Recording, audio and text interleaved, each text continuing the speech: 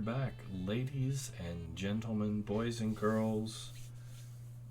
I was going to say children of all ages, but you really probably shouldn't be a certain age or below to watch this. What are you doing here? Children of all ages, what are bed. you doing? Go to bed. So yeah, we are here once again. This is the official final stream of us on Homebrew before we transfer over to Featherfall. Sigil Confidential. Good evening, everyone. Good, bittersweet evening. Yes. But we are here once again with our lovely overlay changes thanks to Bryn / Prim / Sorsha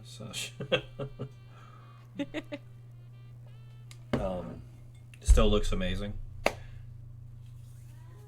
But yeah, we are here again, and things are about to take off, literally.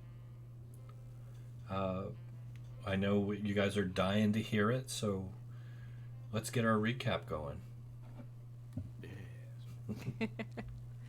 All right, so last time on Sigil Confidential, with the angler out of the house, Jimmy led Crod to one of the upstairs bedrooms to sleep off his headache. As he was getting headquarters in order for a months-long trip, a tiefling street urchin knocked on their door. He was told to inform everyone that there was a huge, bustling crowd around the Whispering Gale, completely contrary to everything various members of the crew had witnessed so far. After making some last-minute financial arrangements, everyone went down to the docks, Teamsters were loading cargo onto the deck of the Gale. People of different races were mulling about, and the occasional trio of armed guards were patrolling. Jimmy's ears perked up as he heard the language the guards were speaking. Shawnekeesian, a language from home.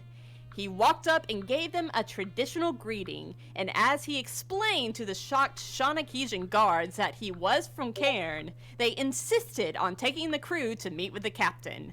Upon hearing that Draken and Jimmy were from home, she asked them to explain themselves. They eventually got around to telling the full story of their escape and the blight that ravaged Cairn. The captain was completely unaware of everything that happened, and it only strengthened her resolve to get back home. She asked if Jimmy knew the way back, and when he and the crew offered their services, Jimmy warned that they might come under fire of devils who were after him and had to make a pit stop to pick up another passenger. One who was not a very nice guy, but was also the only person who could possibly unseal Cairn's crystal sphere.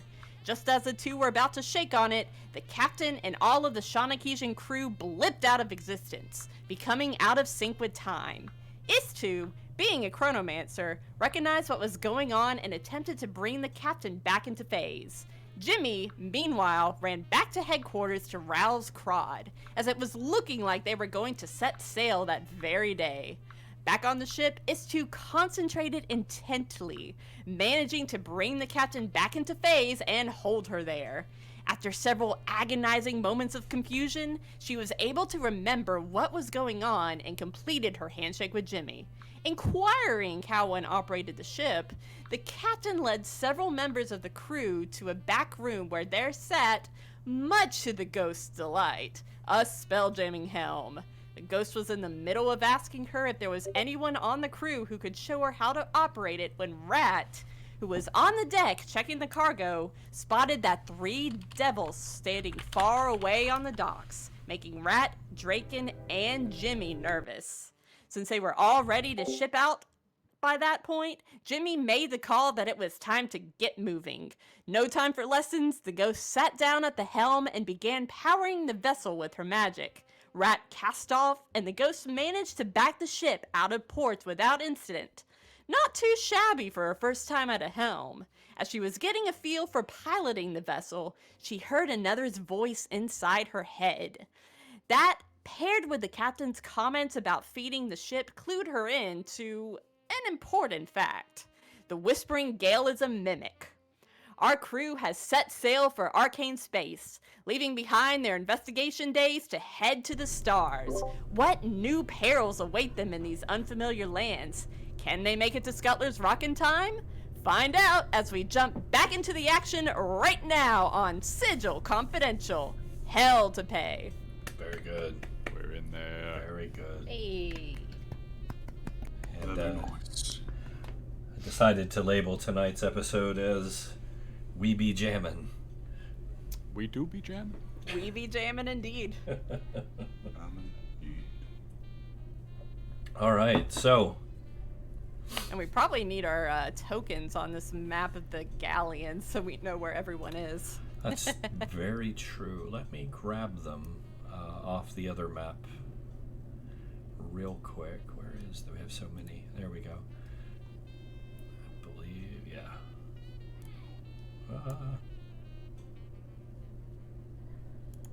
Would help if I was on the right layer. I think that's everybody. We'll see. So, here we go. Tiny. It's a little tiny, We're isn't so it? small. We're so small. Are we missing some people? Looks like it. Oh, very small. Here, let me, Me, probably. 1 second. Guess I'm still knocked out. oh my goodness, there we go. Just kind of manually do this. Yes. While you're doing that, allow me to warn the audience. Rum levels are very high amongst the cast this evening. Yes. It's a special night. So let's see, we're missing. Tonight, big drinky.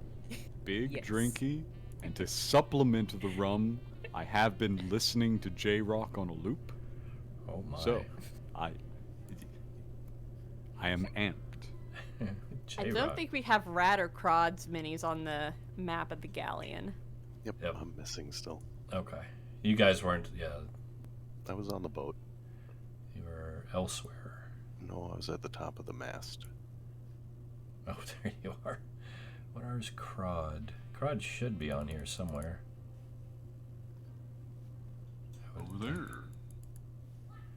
Oh my goodness. Yes, he would be stowed for the moment in the captain's quarters. He's still sleeping it off.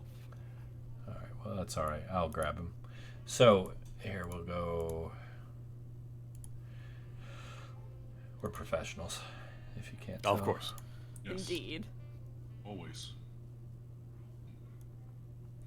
All right. And I'm just gonna pull Crod over manually, not Kong. I'm not pulling Well, Kong over. manually. They both start with Who K. cares? Alright, Crud. Boom. Alright. I believe we're all here.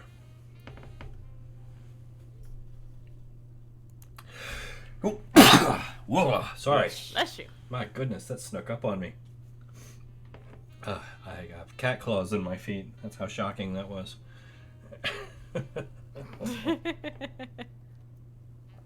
Alright, so the ship is a sail, moving towards the exit, as it were. Yes. Before we make our way through the Seafarer's Arch, considering that Bryn is at the helm and can focus her awareness on a part of the ship, tell me what's going on at the bowsprit of the ship. Okay. You're looking for a key. Yes. Okay. So the presence that you're aware of kind of catches your concern, and you get the sense that it's not worried. You don't sense anything out of the ordinary up there, but you get the sense that it's basically not worried. The ship isn't. You have the key to get to Scuttler's Rock, Gale?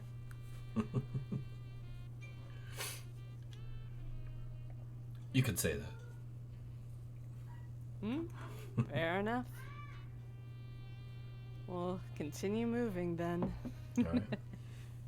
But Bryn is going to call Jimmy into the room with the spelljamming helm in it.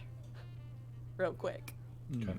How do you do that, by the way? Because I've actually got Jimmy. He's up on the.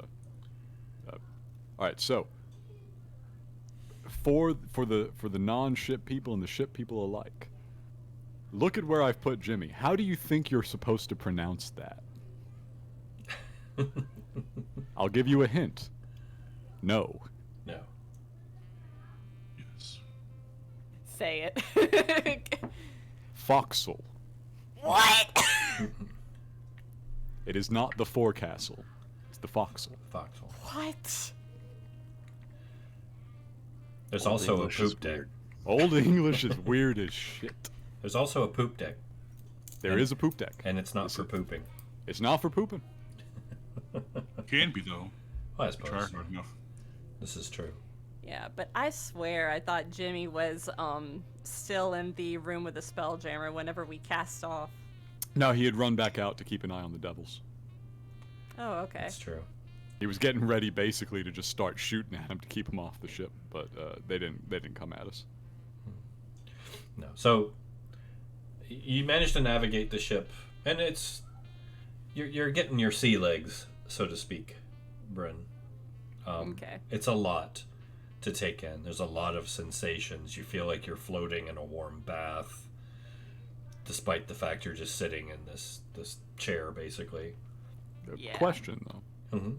As the person at the helm, does she actually have any means to contact people on the ship, or is she flying blind back there? There's no communication device or anything, no. She has some communication with the ship because of what the ship is. Gotcha. So, simply for convenience, let's say Jimmy walks back to check on her after it's pretty clear the devils aren't going to make their way. I will say, Bryn, you're finding out very quickly the limitations of your navigational control. You're powering the ship, you're moving the ship, but you get the feeling that once you guys get moving, somebody's going to need to actually steer this thing and work the sails. You're the engine. It's going to need to be navigated. You have some control here at the slower speeds, but once you guys get moving out in the phlogiston, you're definitely going to need people to get up and like hold the wheel. See, there's the helm and then there's the helm. Yeah. Which is interesting because, like, for ship battles, it's the helmsman, like the person sitting in the chair that, you know, makes all the tactical maneuvers. Tactical maneuvers, yes. Navigational maneuvers, no. Fair enough.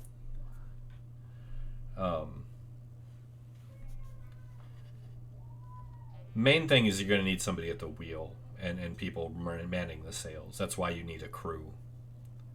Yeah. Wave his hand while asleep. So as Jimmy walks in, Bryn is going to say, Jimmy, can you do me a quick favor while I'm sitting here? Long as you don't want me to sit there for you, yeah. Well, you can't exactly do that, Jimmy, because I need to keep my hands and feet on the chair at all times in order for me to continue powering this thing. Meaning, if you can, reach into my bag and grab a few things for me. Jimmy's going to raise an eyebrow as far as it goes.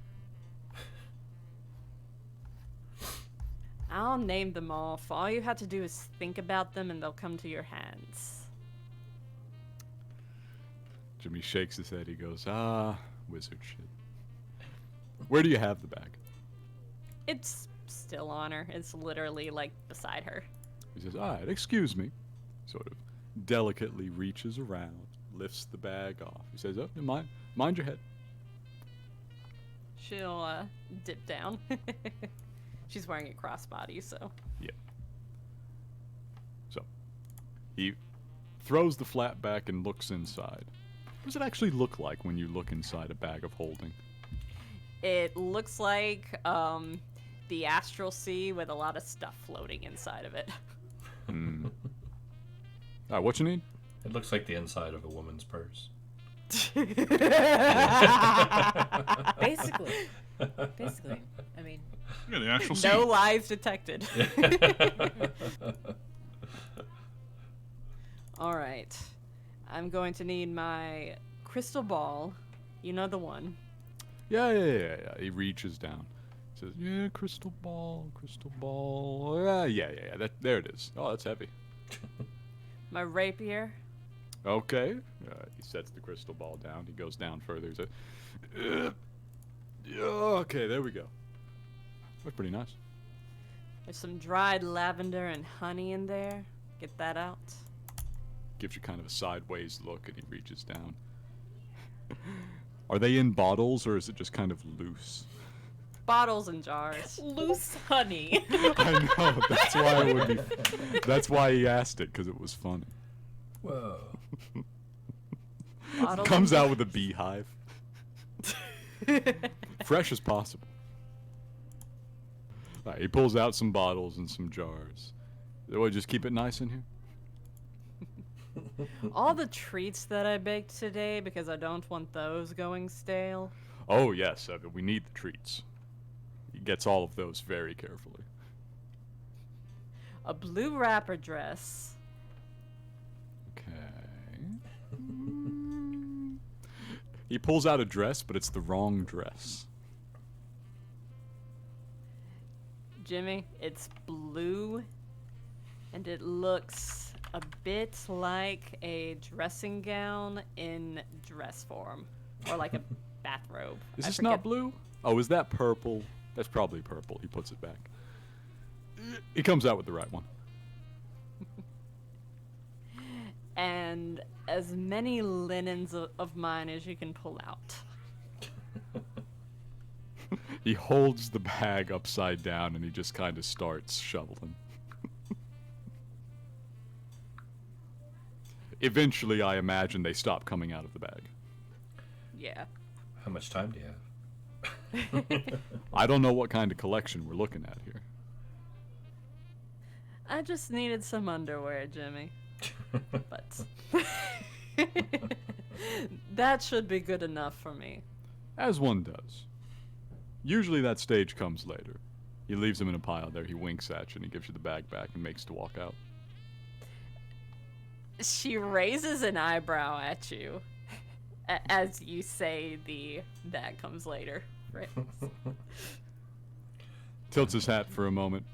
Well, I gotta go mind the wheel. I'll be back. This is plot development for those of you at home. Yeah. What's that? Long distance Development. cringe. This is gonna be fun because I had a good amount of this rum in preparation. I decided that when Jimmy goes for it, he's completely incorrigible. That makes sense. Secondary cringe. Hey, Whoa. We're going for higher levels of cringe. You may begin to spontaneously combust. Whoa. I'm so sorry if you catch fire in your home, Master Miss. I would like to actually direct your attention to the initial Stapleton adventures. Yes. Oh. This is nothing new. No, this is consistency. This is a Nice. callback. I'm so glad I have a lot of fire magic charged. Gonna blow us all up. The ones All right. here. So, End us now. It's getting worse. End it. so, Bren, I can make it so much worse. before everyone basically immolates themselves on the ship, you navigate to the arch. You feel a shudder go through the ship, all of you, especially you, Bren, because you feel it as though it's you. Right. And you feel something shift and crack and pop.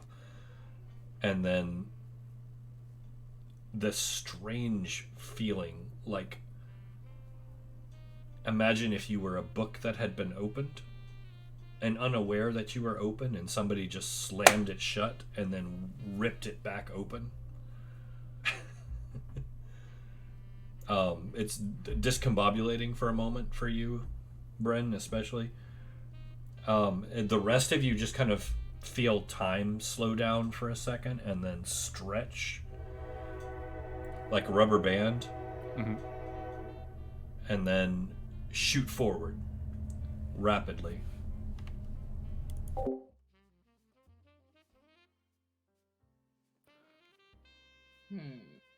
I'm asleep. No. Oh yeah, that's actually very important. That's the first thing Jimmy does. He's gonna go wake up Crod. So, sorry about the train there. As this is happening, Crod, give me a concentration check to see if you can maintain your sleep. Oh boy. You know, save, right? That's what you want? Sure. Alright, I got you. Just concentration check made it sound cooler. Oh, okay. Sorry for ruining everything for you. My bad. There you go, I'm asleep. Yeah, slept right through it. Crod's been here, done that. A sailor can sleep through anything. I mean, yeah, he's, you know, he's piloted these before. Traveled like this before. Alright. So, what has happened as you recalibrate your senses coming out of this is you have shifted entirely through the arch and into the outlands. You're now hovering above the outlands. Basically, you're a distance from the spire. You can see the spire in the distance. It's very odd because what you're seeing right now is different for each one of you. And the only ones who are seeing anything really are the ones that are awake, Crod. Sorry. So, for instance, for each one of you, and so I don't have to guess what this would be, and you're welcome to take turns and say what it would be. What you're seeing right now is a unique vision to each of you where you're at. It's something that feels good to you. If you are a scholar, for instance, it might feel like you're in a huge, vast library. You know, if you're a seeker of wealth, you might find yourself in a huge vault of gold and jewels or something. But it's unique to each one of you. The only one who seems remotely unaffected by it, aside from the sleeper, would be Bryn, and that is because your senses are tied to the ship. Make me wonder what the ship sees. Food. A sea of bodies. So, what does Bryn actually see? Well, your senses, you're basically an extension of the ship right now. Right. Your knowledge is a planar creature too, or at least a creature who's been in the planes a substantial amount of time. You recognize what you're going through as the plane of concordant opposition. Oh, yeah. So this is not anything weird. Yeah, so then why is everyone else, like, having these visions? Because we're just, like, in the Outlands. Well, Should then, be seeing, like, you know, Tirnanog and the Spire and just, like, you know, the actual physical geometry. well, you're just inside the concordant opposition plane that surrounds the spire, Okay. which is its own thing, and it basically shows itself as whatever the viewer would want to see. It's almost a null plane. Like, magic is near pointless here. But you're just fun. outside. You're just outside that point enough that you're still managing to keep the necessary magics to keep the ship afloat going. Yeah. Okay. The only thing bolstering my will to live is the sensation of shedding my entire skin. Is that what Istu sees? shedding it and then eating it. Delicious. You know that thing where you get like a dead piece of skin on your lip and then you peel it and it just keeps going? Just imagine a whole And then body it just of goes into the side of your cheek and you just keep peeling it. And you get that, Oh. finally you get that piece off and you're like, Or the hangnail that goes all the way up your finger and keeps going up your up your. let's forehead. go! Nope. Bite nope, it. nope, The nope. terror. This is. The terror. I feel like Like a corn cob. I feel like I should apologize to you guys. Has playing Yeah, with what me have we done this done to to you? What do we do to deserve this? Has I 2.5 thought we were- years of my DMing done this to you? We're being cringe. We're being cringe. That's the No, order of the I'm night. being cringe. You're supposed to be normal. Nah, So bro. Gale. Nah, I'm playing I a see. non-binary asexual wizard Yonti. I don't think I can pull off normal, bro. That's fair. Fair. That's fair. And the real question, though, is Istu desires greatly to eat their own skin. Which is fine. That's just a snake thing. That's right? just snake things. Yeah, Protein. snake Yes. Well, what? So would Bryn know where Scuttler's Rock is? Well, you're going to have to shift from the outlands, but from the outlands you can. Okay. You're basically going to shift to another portal from the outlands, and you're about to find out something very special about the Gale. Something unique. Yes. Yep. To put it on the record, Jimmy sees an infinite expanse of blackness that is occasionally struck by a pulsing, like dum dum, dum dum, Nice. dum dum. After some moments, he realizes that's the sound of his own heart beating. I like it. He misses that. That makes total sense. He's also been Oh. hanging around with the ciphers too much. Interesting. That does make sense. All right. Would anyone else like to say what they're seeing? Yeah, Rat kind of saw the most amazing and intricate, like, universe scale mechanic, like, structure of everything. Like, Interesting. like it's all a machine, and it's the most beautiful thing he's ever seen. Well, you can go see that in person. They let people into Mechanus. Oh god. This is true. Don't give him ideas. Why would you do this? I would love to see Rat go to Mechanus. Be interesting. And blow it up. Jeez. Oh my god. They would be really mad. You actual psychopath. Stop. There are people or entities in Mechanus you do not want to cross. I met one. Yes. Oh yeah, those guys. Yeah, It was those his guys. job to kill things that don't die. It was his job to kill things that cheat death. Jimmy does not count. Well, at that particular moment, there were worse things. I had not cheated death substantially enough. I had like a parking ticket. Yeah. He was in town for a killer. a minor offense. So, I'm dying to know. What does Draken see? Ooh, the questions. I think he just simply sees himself on the ship, but as he looks out, it's above everything. It's just flying. A sea of Drakens. No, he just sees flying. It's the one thing he enjoys most is just being in the air, Very true. the act of flying. So Draken So he actually sees the sees himself flying without the ship. Well, I mean, he can do that already, Yeah. but yeah, he just sees himself looking down at the clouds. Okay.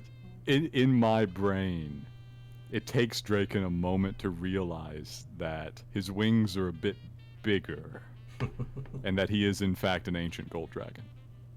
Nice. Very good. That might be it. He made it Yeah. all the way. All right. So, as you guys are enjoying this little reprieve or indulgence, we'll call it. Bren, Yes. the gale. You can tell the gale's kind of almost chuckling to itself. It just kind of, and it mumbles. You guys might want to hold on to something.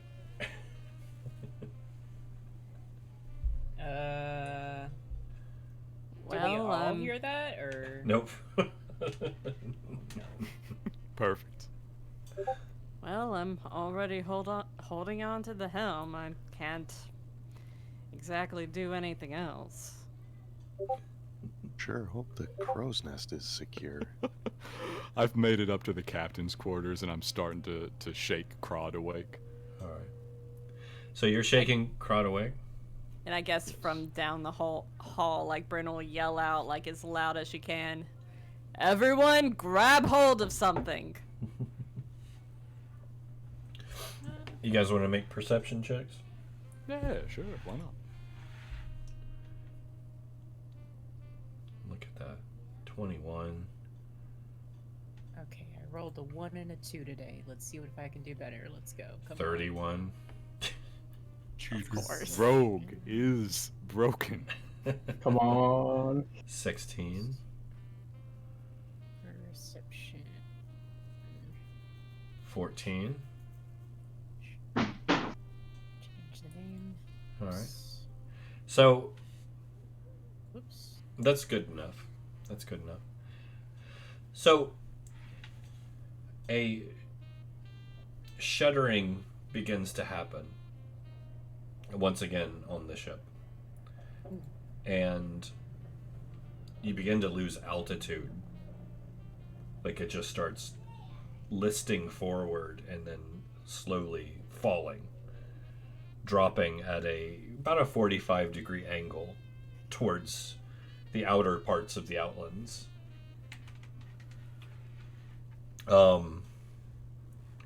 Luckily, the sails haven't been deployed at this point. But yeah, you guys feel the momentum and the movement, and it's jarring, and your visions are kind of... It's almost like reality's being pushed back by the momentum, and you're starting to see like breaches in the edges as it's like a sheet being pulled back away from you. Bran, you hear the gale just like cackling away, and you feel kind of out of control right now. She's clenching the arms of the helm and gritting her teeth. All right. So as it breaches into the basically away from the spire, you begin to see the shimmering light begin to enfold the entire ship, and this huge arcane ring of power just kind of fires up and starts spinning around the entire ship. The whole thing begins to shake and rattle. Everybody give me a dex save that's not seated or lying down. I'm probably not that. Rat's up in the crow's nest holding on for dear life. Jimmy, you're stumbling but holding fast. Yes. Drinking Pretty goes sure. down. Pretty sure I would be sitting down. Okay. And then you're gripping the floor. Yes. Draken, give me one more dex Yes. save, please. Reminder, Bryn did tell everyone to hold on. Good, but- that's why I would be sitting down because. Draken, you feel your feet lift up off the deck. Like you're starting to come up off the ship. You have a brief moment to react. What are you going to do? I'm gonna try to fly back down to the ship. All right. Give me your choice: acrobatics or athletics. Acrobatics. All right. Good thing about Drake, and he can open up them wings. Yeah, I permanently have the wings out. Yeah. Unless I say otherwise, the draconic wings are always. So I do actually have a flight speed. All right. So you get the wings out and kind of like do a hawk dive, like kind of fold them back and fold in to try and get some momentum. And you reach one clawed hand out and it just rakes along the rail but doesn't quite grab hold, and you start losing it. Like you are... The ship is actually pushing past you. You're about here now. I'll give you one more shot to grab a hold. Is to Crod. Crod and I are both in 3 technically because he was okay. asleep in the captain's quarters. Let me move him then. So yeah, is to you see Draken. He's fumbling.'s about to go flying off into basically a bad situation. Well, I do believe that means I am gone. I just redeemed the bonus momentum. Like, use it. Use it. Use the reroll. Attempt to not die. Wow. Well, I will use the reroll. Oh wait, Ginkgo, what did you just do? Vortex warp? Yeah, from the crow's nest. If I could see that Draken's like fumbling around on the deck, could I teleport him to stabilize his location? Can you post that spell for me? Yeah. It's one action. Range is 90 feet. You know what? I'll let it. I don't want to kill Draken this way because that would just be terrible. So yeah, we'll shift him and he'll be fine. But yeah. I mean, worst case scenario, I just cast teleport on myself too. But let's see what this does. No. So he catches you with the vortex warp. Where are you moving him to? I don't know. Next to a wall that he can't fall through. So maybe right here, wedged in next to the stairs. Istu looks up at Draken as he's floating by and is like, in Draconic, what the hell? Hello? What? He was distracted. He was so into flying that he started to. Just manifested it. Okay. I'm a dragon. I fly. It happens. Meant to do that. All right, That's so honestly the most fun I've had all day. Crisis averted. The shimmering power just envelops the entire ship, and everything goes dark for just a second. And then you explode out of the darkness with this loud just boom. And you are sailing across the sky of the plane of fire. Down below you, you see the city of brass.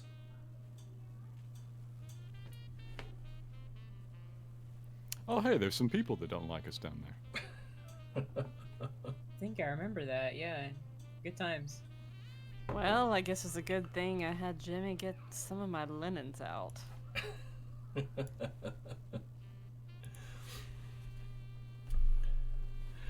So, the gale's kind of stabilizing.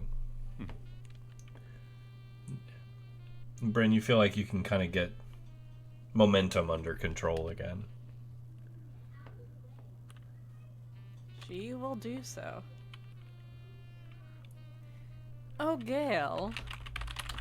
Yes? What was that you were able to do? I'm curious. I'm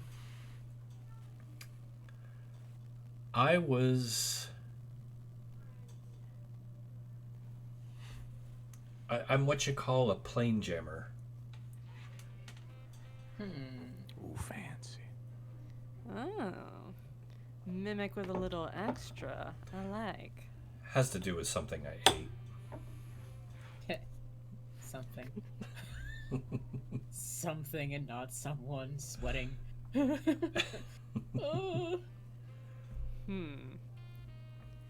This is fine. Well, do color me curious, though. I won't pry unless that's information that you want to reveal. With time.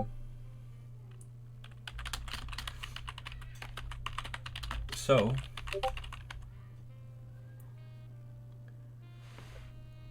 oh, excuse me. Have I managed to bring Crod around yet? Crod? Yeah. I'll leave that up to you. Do you want to wake up, fam? I mean, yeah, sure. He'll wake up. Why not? Say, hey, come on. He's patting you on the side of the face. He's, come on. Come on. What do you want? I'm not feeling good. Can you just wait? And he will obviously remember the feeling that is happening. Wait, are we on the ship? Yeah. Okay. All right. I'm Yeah, getting ship up. stolen. Ship stolen. Come on. Okay. All right. Oh. Does anyone have a drink? You Jimmy drink? pats his pockets. He says yes, but small sips. Small sips. Uh-oh. What are we giving him? I think last time your flask contained the farmer's wife. I think it was the farmer's wife. I think I actually rolled and I said, he happened to have the farmer's wife on him. So the remainder of that flask. Plug.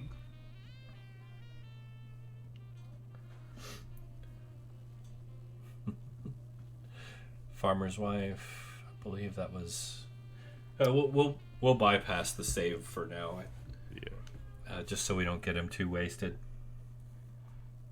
All right. Does anybody want to do anything while we're in the plane of fire?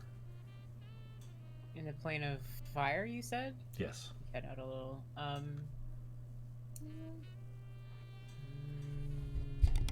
No. Should we hire a crew? Well, we're not stopping. If we're not playing a fire, we're not stopping. As I mentioned, we have enemies here. Yeah. I believe we should continue moving on. All right. Yeah. Well, Yeah, I mean, Crottle. I mean, I've flown one of these ships before. I mean, I can help you navigate, but looks is down because I don't think Crod knows the detail that this is a mimic ship. So this ship feels kind of funny. yeah, well, Like, plane jammers are about 1 in a million too. yep. We're just that lucky. Well, Nice. we'll see. So the gale tells you it's headed for one more jump. It just wanted to get somewhere where it wasn't dampened to make the next pass. I can respect that. Those circles within the outlands will take it right out of you. And she's going to yell to everyone, "Everyone, hold on to something once more. Take a seat. Grab on. Especially you, Draken. I saw that." I hug the main mast. I kind of want to do that again. Yeah, Bryn's actually got a little scratch on her forearm. I will be good. Good idea I'm not about to lose you, Burke.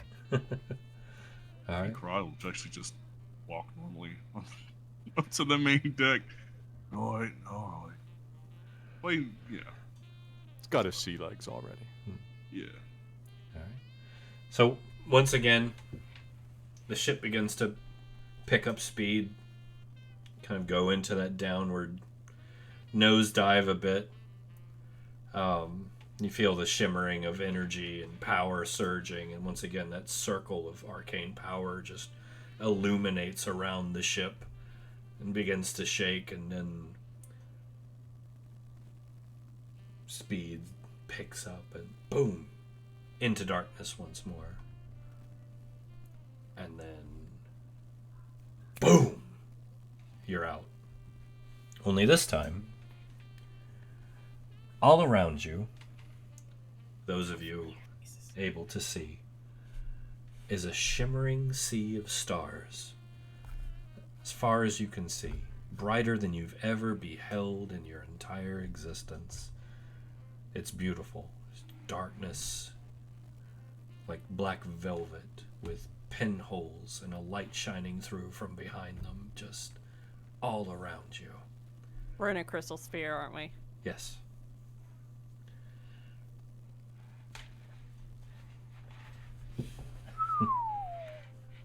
Back on the prime material plane. Indeed. Toral, to be exact. Haven't thought I'd be back on this plane in hot sodding minute. It's been 30 years. Well, I need to recharge a little bit before we take the next step. To go to Scuttler's Rock? Yeah, we still have to get through the sphere. And then off into the flow. Fair enough. What do you need to recharge? Well, it just takes a lot out of me, and I've jumped planes twice. I need to eat. Inhales.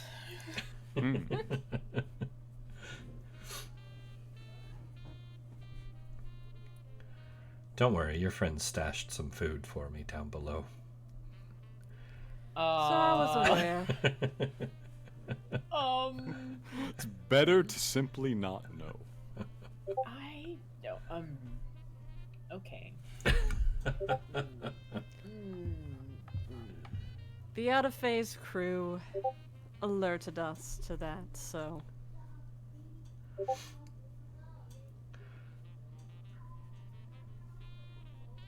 Speaking of, they are beginning to phase back in. Aha. Hey. Captain, I think, should be in the helm room with Bryn, if I remember right. Yes, she is. Kind of shaking her head. Everybody's a little disoriented. Istu is very interested in the return of these individuals. Okay.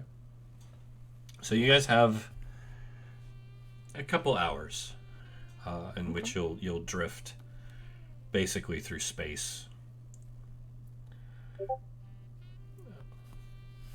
Feeling alright there, Captain? I hate it when this happens. Oh, I can imagine. Well, to give you an update on our status, we have left port, and the Gale has plane hopped twice, and we are currently within realm space. So much already. Mm-hmm. Indeed. Wow.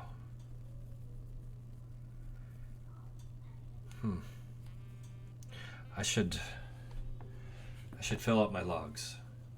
I hope you'll excuse me. Go do what you need to do.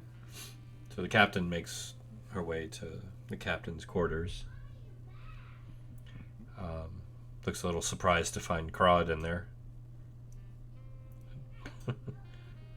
Boy, nice to meet you. I'm Crod. Nice to meet you, Crod. Do you mind if I have the room? Who are you? The captain? Oh. Who are you? Oh. Just shrugs and just leaves. Oh. Great. Some instincts start to kick in. Good old half-assed salute recognition of the captain leaves. Oh my god. All right. So she goes about, and I'll let you move your token, but she goes, sits down at her desk and begins scribbling away in a ledger. The remainders of her troops kind of they get their feet under them, and most of them marvel at the scenery, and it is quite something to behold for most of you. This is amazing. Oh, yeah. Jimmy's at the rail. He's gawking. But they do. Bryn is enjoying it through the senses of the ship. She can see all around her, got those good 360-degree views. Now keep in mind, Bryn, that you can get up and walk around. You're not tied to the chair. I thought I was, or is the helmet she put on a crown of the stars? It's not a crown of the stars, but you are tethered still. Granted, if you start getting into any maneuvering, you're going to want to take the chair back. But as far as keeping the link, you could go down to a planetary surface and maintain it. Oh, okay. So, special helmet that she put on. Nice. You said we were at Toral, right? You're in Toral's realm space. You're inside that crystal sphere. It's a bit of a ways down. You mean the... Oh, Toralian system. Okay. Yeah. Sure. Because the planet Toral is what I'm... Like, we're at Toral, the planet? Or we're at... It's not currently in sight, no. Okay. So, I think Bryn will absent-mindedly, like, reach up to scratch one of her ears without thinking. And doing that, she'll be like, oh shit, but then she'll realize that she's actually still powering the ship, you know, running contrary to what she thought, that she needed to keep her hands and feet, like, you know, down on the helm at all times. So she'll lift up her other hand, just look at them both, and just kind of be like, well, huh. And then she'll get up, sort of testing her boundaries, and, you know, see that she is still connected, shake her feet, and she'll start getting up to walk around. Very good. Very good. All right. So like I said, everybody has a bit of time here, about 2 hours. Fly down from the mast. And now that we're back in real space, I'll reach into my vest and pass out some cigars. For would anybody want a cigar for your first trip? We made it. Oh, huh? Victory cigar. Anybody? Don't mind if I do. I'll have one. So I'm good, but thank you. Bryn will Yes, have a couple treats in her hand and will join Jimmy at the rail. I think I'm good.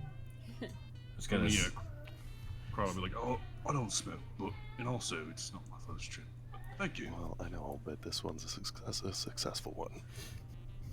Crod is also quite aware that what you guys are doing is basically burning up and fouling the air faster. Jimmy is not. Yeah, I don't really want to be smelling that all damn day or while we're on the ship. So it's more like, you know, this air we're getting is like, you know, what we're gonna get. So give a little smoke if you want, I suppose. But I'm not gonna want that. Jimmy puffs. He says, most of my breathing is recreational anyways. I think that'll make up for it. I don't think. Well, that's not fair. You don't smell the crap later. He laughs. So you guys indulge. Bryn will pass one of the treats over to Jimmy. She'll say, magnificent, isn't it? Oh, yeah. I like the honey ones. Well, I was talking about the views. Oh, yeah, those are pretty good, too. Where are we? Realm space. It's a crystal sphere of actually Casey's home planet. Oh, really?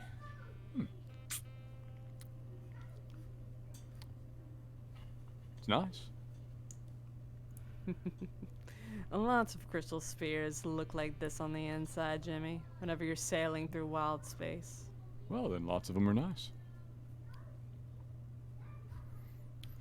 As it turns out, the helmet that I'm wearing actually has a link back to the helm, and I can freely move about the ship. Oh, good. I was a bit worried we're all gonna die. No, but I wasn't gonna say anything. Yeah, it's fine. as it turns out, I didn't need you to reach in my bag for me anyways. Oh, but it was such fun. Speaking of that,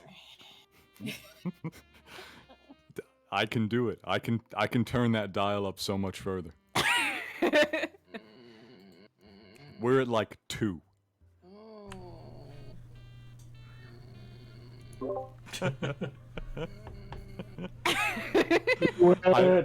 Do it. I love that this is entirely in character. Jimmy. That's Draken yelling it. Do it. Do it. Everyone give them space. Yeah, I gotta go. BRB. Oh, you guys gotta like, Draken's just got 2 thumbs up looking at you. Goodbye. Goodbye. Doo-doo. Looks at the ghost and he does it too. Do it. I was gonna go to a situation and be like, I'm not leaving. I will watch. Got nothing else to do. I'm gonna sleep for the last day. For 1 second, I'll be right. I swear I'll be right back. I don't really need. It's okay. So remember what you said to the angler earlier, Jimmy? That I was gonna kill him? No, whenever he put on my face. Oh, yeah. It was an upgrade, let me tell you. So you like me, huh? Jimmy finishes the honey cake and he looks to the side and he says, "Oh, you don't like the game at all, do you?" I love the game.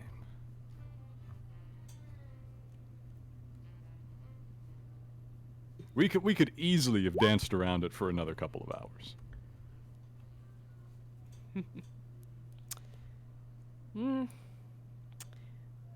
I like to get straight answers, Jimmy. That's maybe not the best idea with me. My profession is the opposite of that. I'm very well aware. That's why you have me on your information gathering crew. I just wanted to make sure, because you've been flirting with me a lot, Jimmy, and I have half a mind to believe that that's Blackjammer's influence on you. Here, one second.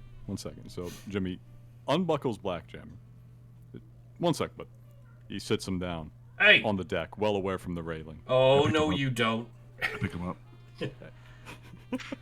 You're gonna have a hard time with him, let me tell you. And Jimmy takes off his hat, and he kind of puts it in front of him and Bryn, like blocking the view of Draken and Rat and Istu. This is mostly out of concern of Istu. And he leans in to kiss her. Draken's not watching, he's just playing music. Crowd is watching. Always. Crawd is distracted by Blackjammer if you legitimately picked him up. That's gonna be a bit of a problem for you here in the next 30 seconds. I think Bryn's ears will perk up and her face is about to turn bright fucking red. And she'll lean in and reciprocate. Yeah. She's surprised, but she'll lean in and reciprocate. Dun, dun, dun. And then when the kiss breaks, Jimmy leans back out and he puts the hat back on his head. That's as straight of an answer as you're getting out of me. Walks over to Crawd. Are you sure about that? What? Points at the sword. I mean, I was just holding it for you.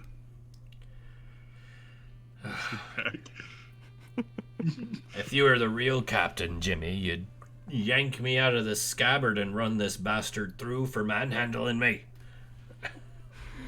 Jimmy clips him back onto the sword belt. He pulls Blackjammer out a little bit and he says, "Look around you, my friend. Look around you. What do you see?" This is nothing. No. The stars are nice and all. I assume you've seen plenty of those. I mean the ship. You ain't plundered a single thing yet. Call me when you do. Not a one, but I'm talking about the people on the ship. You see the people on the ship? You need me to run them through? No. I'm saying we need not to. You see this one here, and this one, and this one, and this one. that came with us. They're real. Everybody else here are time ghosts. We need a crew. Don't look at me. No. We got it sorted. Or, well, we will have it sorted. We'll pick one up. You know how it is. Look. Come here. I lean down. Yeah? Here's what we gotta do. Find us a little port. Slide in the middle of the night. And then me and you will go out and we'll keel-haul a lot of them. As much as we need. Just right over the head, drag them back to the boat one by one. Crew. Once we're out there sailing along the mists, there's nothing they can really do, because, if they complain, you throw them over. Go ahead and toss one or two over just to be sure. Make sure that they know that you got some serious intentions, and that way the rest of them know better than to get uppity with you. We'll take that under advisement. We're actually coming to a little port here not too long from now. You been to Scuttler's Rock? No. Maybe. Nah, I'm sure it's small. Doesn't sound like a big place. Maybe. Perhaps. Perhaps. Alright, so Jimmy sheathes them back down. Looks up, looks at the sky, says, "Yeah, this is alright." Yeah, this is pretty good. So Bryn's just looking over the side and just looks contemplative. Her face is still red currently. I think it's time for a switch.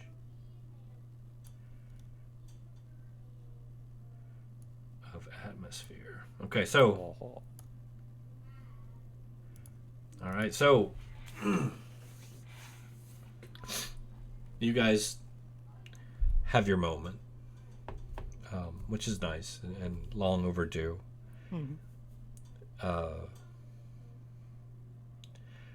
You have a moment of reflection. Most of you do. Like I said, the scenery is quite breathtaking and something most of you have never seen from this angle. The bustle of the crew, so to speak, around you, kind of getting done what they can until they shift again, fades away, as do the occasional strange muffled cry you hear from deep below decks for some reason. We don't ask about that. But you do have a moment. Probably feeling less hungry. Yeah, just a little. You do have a moment to sit and reflect on a rather long and strange journey behind you that's led you to this very unique point in your lives. One that most of you probably never saw yourselves at way back when. But here you are, aboard a galleon, floating through a sea of stars in another solar system. In this moment of contemplation, Jimmy walks up beside Drake and takes a seat on the stairs up to I think that's the Stern Castle. Mm-hmm. But says, "Well, that one doesn't have a fancy name, too." Sternicle. It has a fucked up name, but I don't know what it is. Technically, that might actually be the poop deck. Yeah, I think it is actually the poop deck. But he sits down. He says, "Draken." Yes. What are we gonna do when we get back? Home, I mean.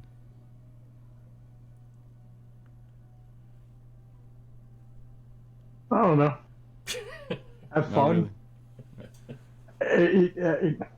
All right. So I know what you told us. I know you said evil, monster, soul sucking. Yeah, That seemed sounds like like a it seemed like a fun- lot. How do we know that that's the whole place, though? Now you have to assume and forgive me if I'm making some assumptions here. I just like the word assumptions. You gotta think that the whole world is not like that. Now, we had a big battle with a lot of negative energy thrown around. Mostly by Phoebe. Yeah. But, God bless her. Poor Phoebe.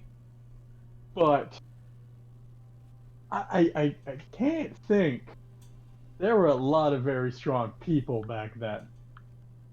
They had to have been protecting parts of the world. People are... Well, the self-preservation is a thing. So I'm sure there were obviously large amounts of places that were, like, destroyed. But I have to assume some very powerful sorcerers or other types shielded places. We could probably find those. Live a nice little life. Is it really? I mean, we can make it good. We could. Do what we want. We can be con men so. again. We don't need to be good people, Jimmy. We can have fun again. Jimmy's eyes go wide and he stares off into the distance at the thought of having fun. I think I will have fun. You will have fun. I am cheering you on. I was playing music. You got some fun. I think she's wandering around the deck right now. You got this. She's actually on the other side of Jimmy. He knows that. That's She's right there. That's just Draken. This is how he lives. Yeah. I tried play. I was subtly suggesting. I was giving. Now I'm just like overtly like, she's there. Busted out the pom-poms. Got this. We'll have fun. Be nice. We'll actually get to. You guys can have fun by yourselves. And we'll get to enjoy life again. Think about it. No running. No eating troll meat. Which is a little gamey, just for the record. No people showing up at the door wanting me to kill gods or Those poor, I don't know. That was uncover actually pretty cool. plots. those poor trolls. Sorry. We killed a god. That's actually pretty awesome. I mean, yeah, but it was a little touch and go there for me for a while. I think you're looking big picture, and right now, we can look at small picture, and when we get there, we'll deal with it. Because honestly, look around us. Think about where we started. Crazy guy burying children in barrels. Yeah. She's not wrong. Involuntarily, my brain required me to hear, look around, look at life. Congratulations to any of those who know the reference. As amazing as it is, though, and for years, I've always dreamed that I would be in this position on a spelljammer, but Sigil is my home.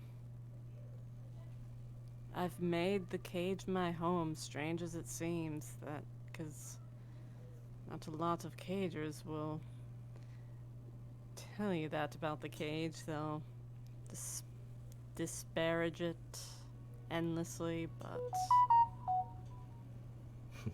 it is my home. It was a fine place, you know. It had a lot of through traffic. It had that going for it, for sure. Yeah, but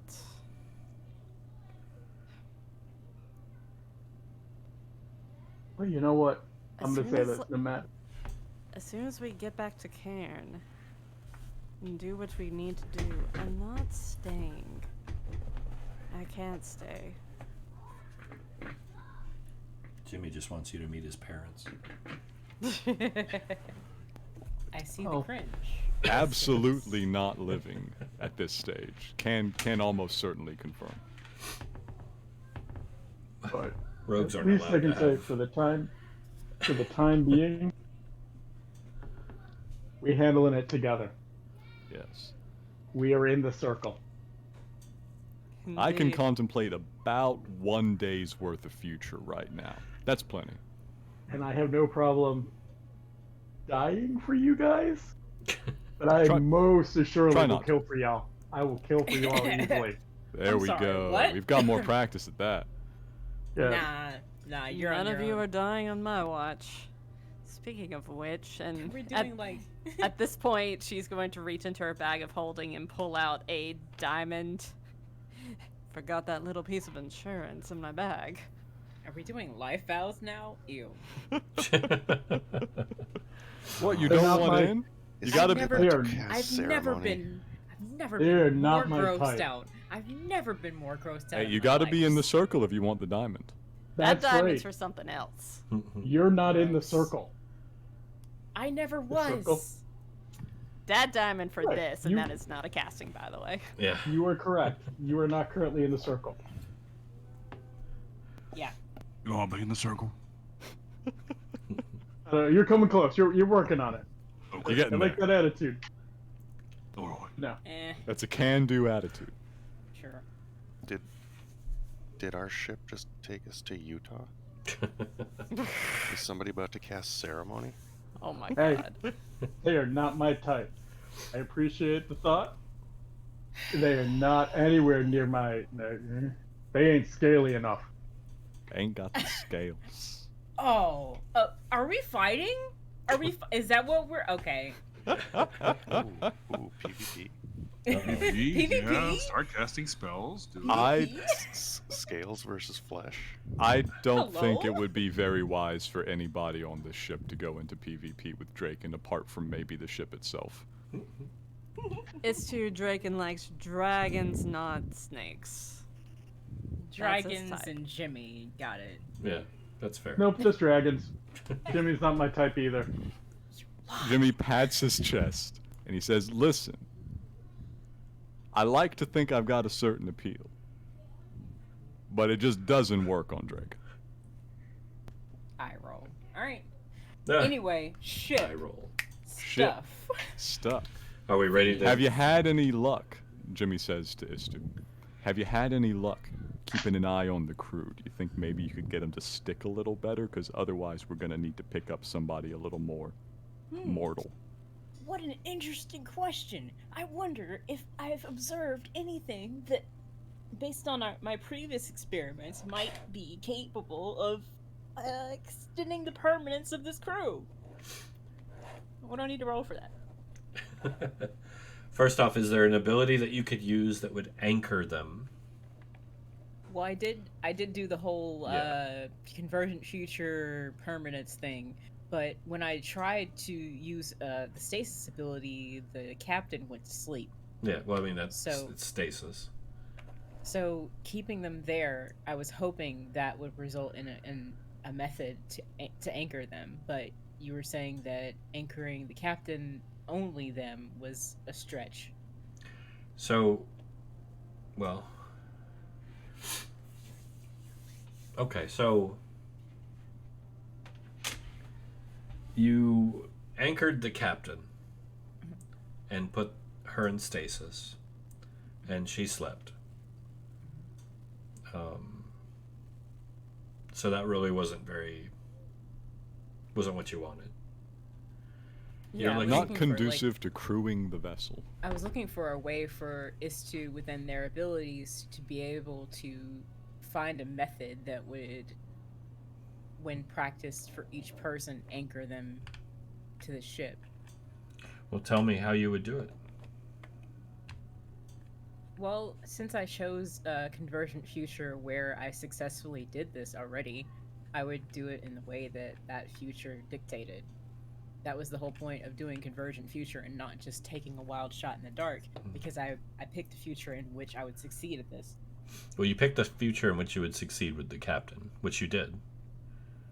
So It just wasn't. exactly It was what did I- succeeded. It succeeded in stasis.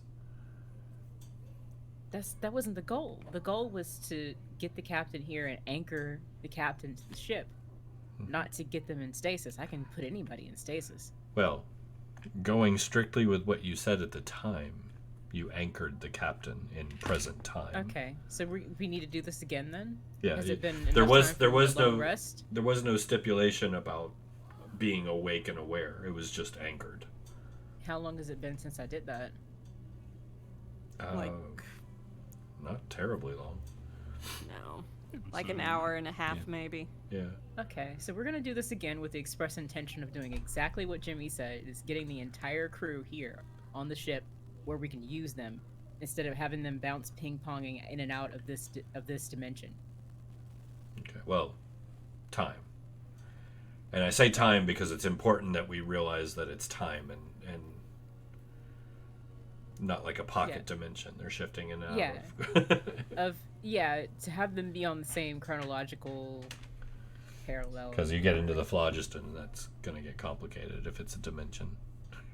Yes. And just to point out, Istu wants to keep them here permanently. Yes. Right, and just not with the, with the whole, you got them here, but they're asleep. Like, we need actual crew that work, right? Okay. Otherwise, we need actual people from the lands that we're at here that we're going to have to go talk to. Cringe. Well, I mean, we have to feed the ship anyway, so we might as well just go grab some people. But Grown. Why did you... Rats, we've got food for the ship. We're good. I can tell you that for good. Do me a favor and post that spell again for me.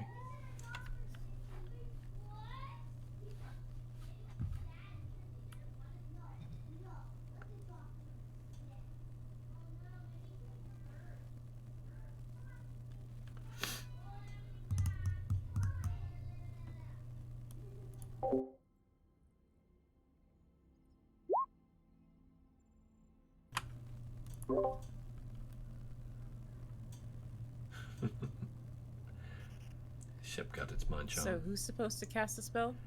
Again? You. Me. Okay.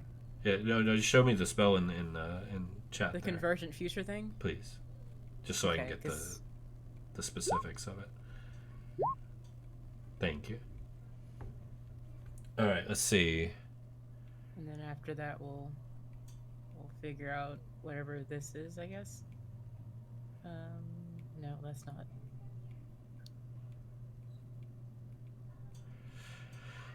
All right, so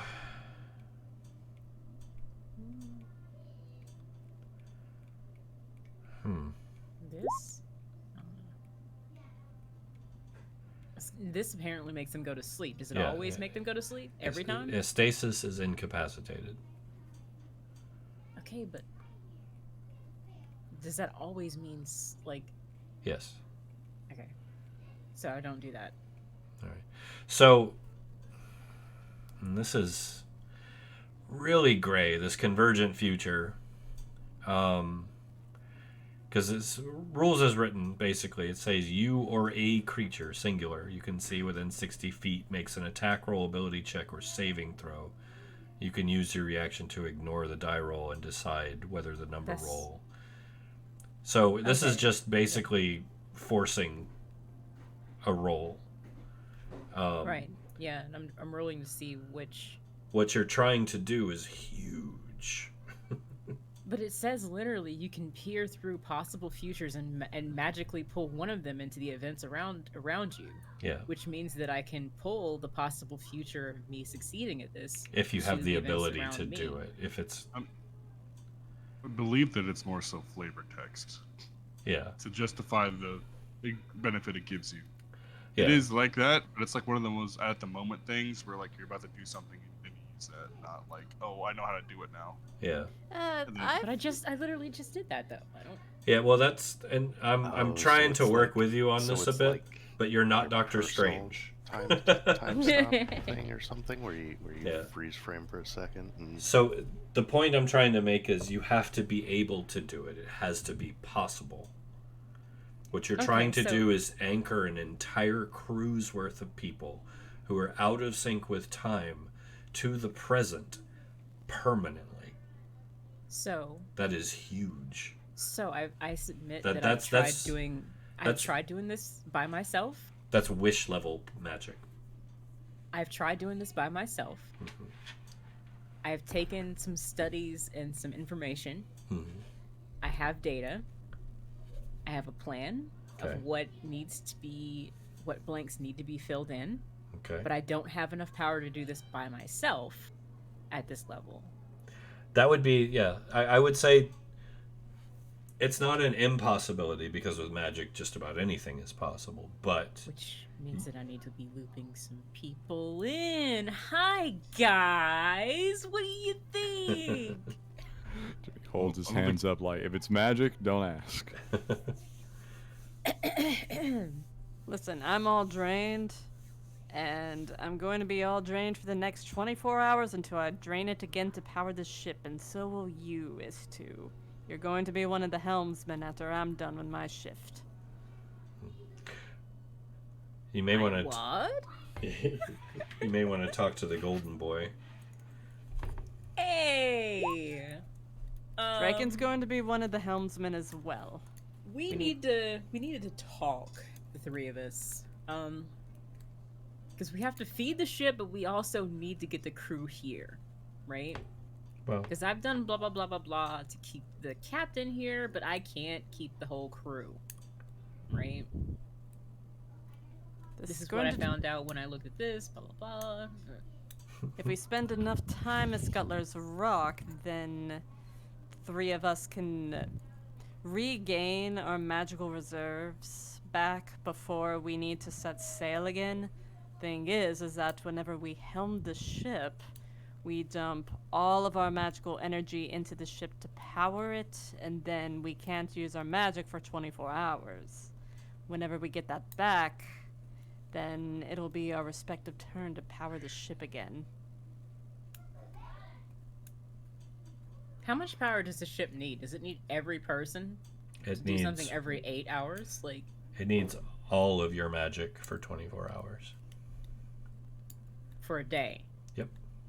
1 full caster every 8 hours. So at the end of 8 hours, then Bryn will swap off with either Is2 or Draken, and then whenever whoever's next is done, then they'll swap off with the only full caster who hasn't done it, and then whenever that person is done with their 8-hour shift, it'll be back to Bryn. And in the time when, all of us are, when any of us are not powering the helm, then we have no use of our magic. Because it's basically How many like casters do we have? 3. Well, 3 full casters, because Rat is a caster, but he is a half caster, and we want all of the full casters powering the helm, because if a full caster powers the helm, then we go faster. Was this said before we started flying the ship, or?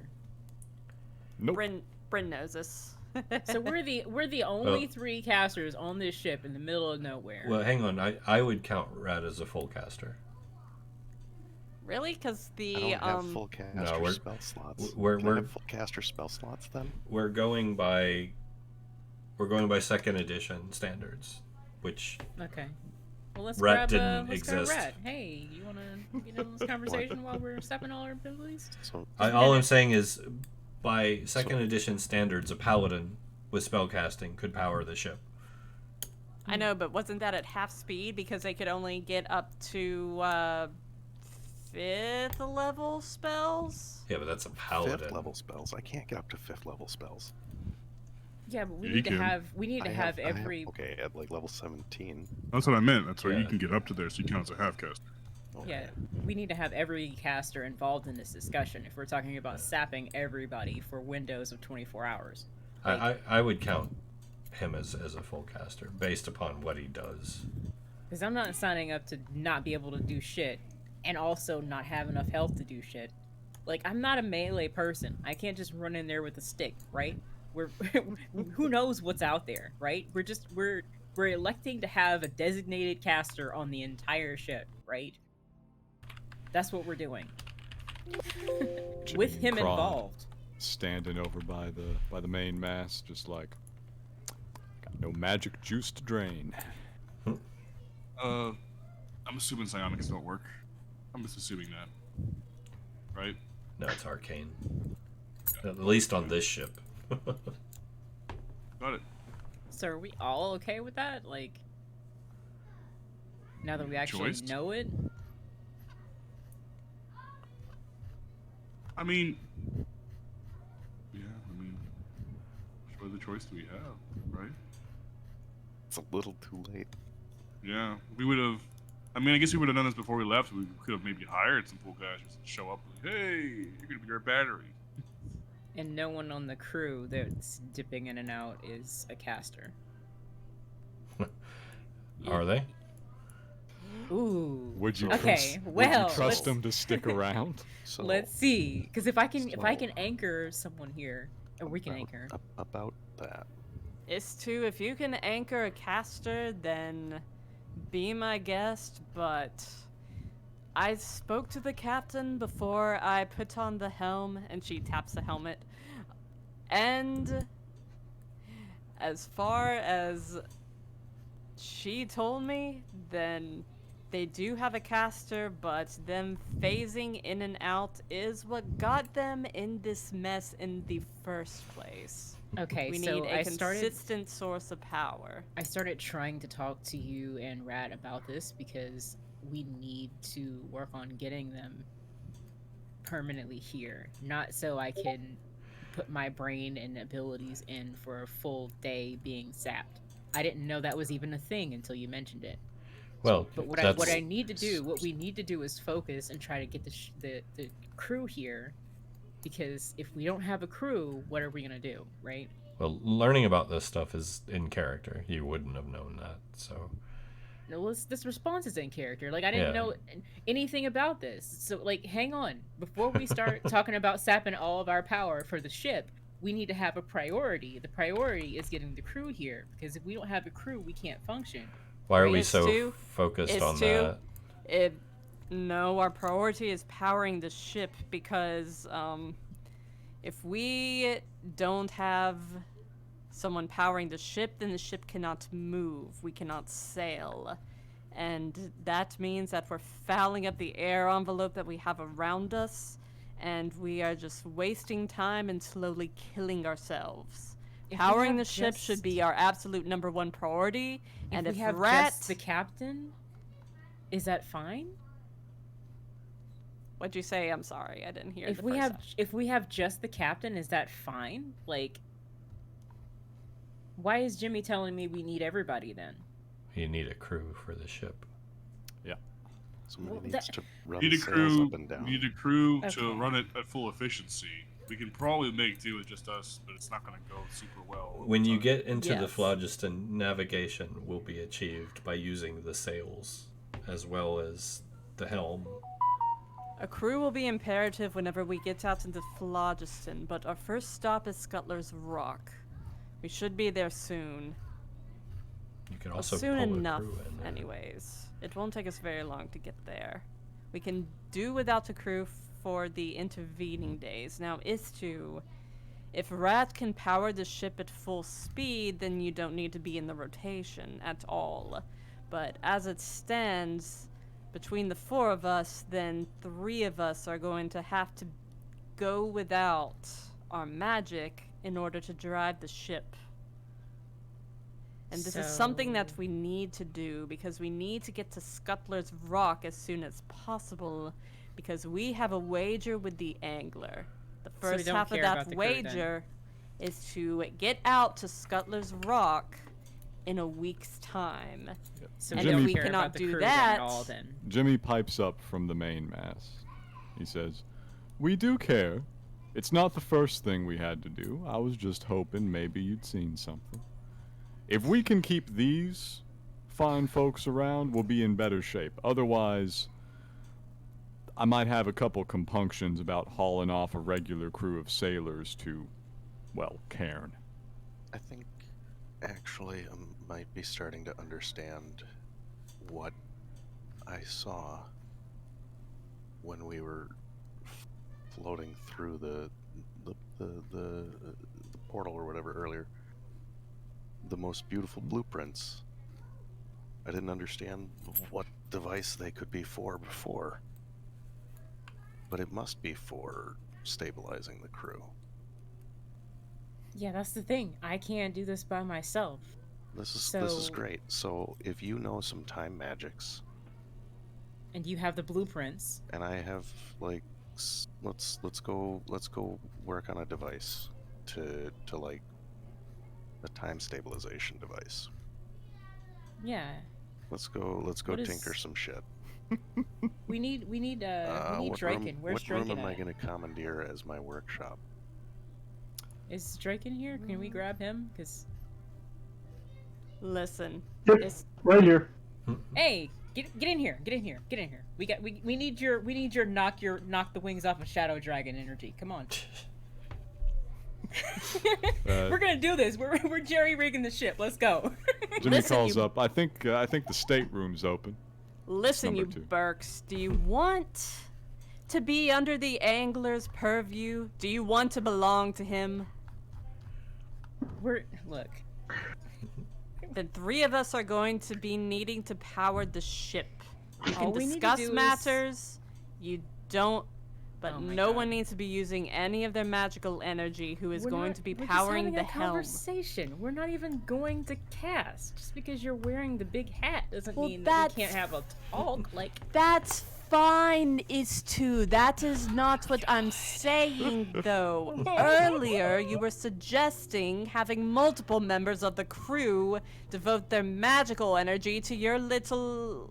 while you're Experiment. soliloquizing, we could be done. Why? Like, So- we could be done. Thank talking. God, sodding damn it! Go off and make your plans, then. So, Thanks. real quick. There's a huge focus on the out of phase crew. You're talking, as I've mentioned, what you're talking about trying to do is wish level magic. Do you So have we- a wish? We. Technically, yes. Well, then, if you have a No. wish, you can use it. But I don't think so. you're talking Scroll about and anchoring. ring has been used. You're talking about anchoring multiple people who are out of phase with time permanently to the present. That is not. You're not going to do that with just minor magics. Wait, It's just not permanently, going to happen. does it need to be permanent? Or can it just be until we dock? Well, I mean, I think do you either need? way- You don't need them till you dock at Scuttler's Rock. You can get there on your own. I mean, if it was just like maybe like a number of days, like a month or so. You're not going to be gone for days to get to Scuttler's Rock. Well, it will actually be at least like a day or two, I think is what you told us initially. Well, yeah, I mean, I'm not saying you're not going to be gone for days, is what I mean. We're going to be So- gone a minute. Because I feel like permanently is forever, Yes. but we Yes. only need maybe like less than a year, less than 6 months. You know. Even What that, if- I mean, that's Yeah. What if we I think build it's like simply- like an hourglass device that stabilizes them while the hourglass is like Yeah. ticking down, and you're still talking it's about like affecting over 20 people. a Big stuff. localized- Too much? I mean, That's huge. it's one of those things. Yeah, it's just Okay. what you're asking, no matter how long. It's a wish spell. Yeah. Once you have Yeah. the wish spell, once you're Look high at level your demons, spells that you have right now, and tell me what spell you have that can affect 20 people for a year. Nope. Yeah. I have a lot of AOE spells that can affect Well, 20 20 if they were people for a if they were- year If you duration. squish them all up very small, I can hit them all with a fireball. And a Yes. round is mean- like 10 seconds. I mean, death has a pretty long duration. Well, with the exception of death. My point I is swear- this: yeah. you can focus and argue over this, or you could just go to Scuttler's Rock and pick up a crew. Let's Yeah, just go keel haul some I other think That's things, what- like, that's the I've got conclusion this we're gonna big have, spoon, but- I've got 'Cause this it's big-ass spoon literally- that's really intimidating. Will be really easy just in and out. Scuttler's Rock is literally a little port station with nothing but sailors looking for ships. Yeah. I mean, that's literally what Bryn's been saying. Let's just get to Scuttler's Rock first before So- we, Yeah. worry about any of this. But, let's get the spellcasters to power the helm and get So- out there as quick as possible so we're not wasting time. Yeah. So All I want is to have the conversation with Rat and Draken. Well, that's fine. And even if you wanted chance... to cast, it would just be as long as one person was available to take the next 8 hours while the others rested. It's fine. You just have to have that one long rest in between. Yeah, we're not casting. We're just having a discussion based on the stuff I found from my previous attempt, because I thought that it would be a good chance for Istu to try to branch out and talk to other people and have a discussion about magic and spell casting. And that's closer contact with the crew. So all I'm asking is that we have this discussion, we find out that it's pointless, we agree to get the crew on the rock, and then we move on with our lives, even if we don't know exactly what we're going to convince these people with when we get them. Money to work for the crew, you know.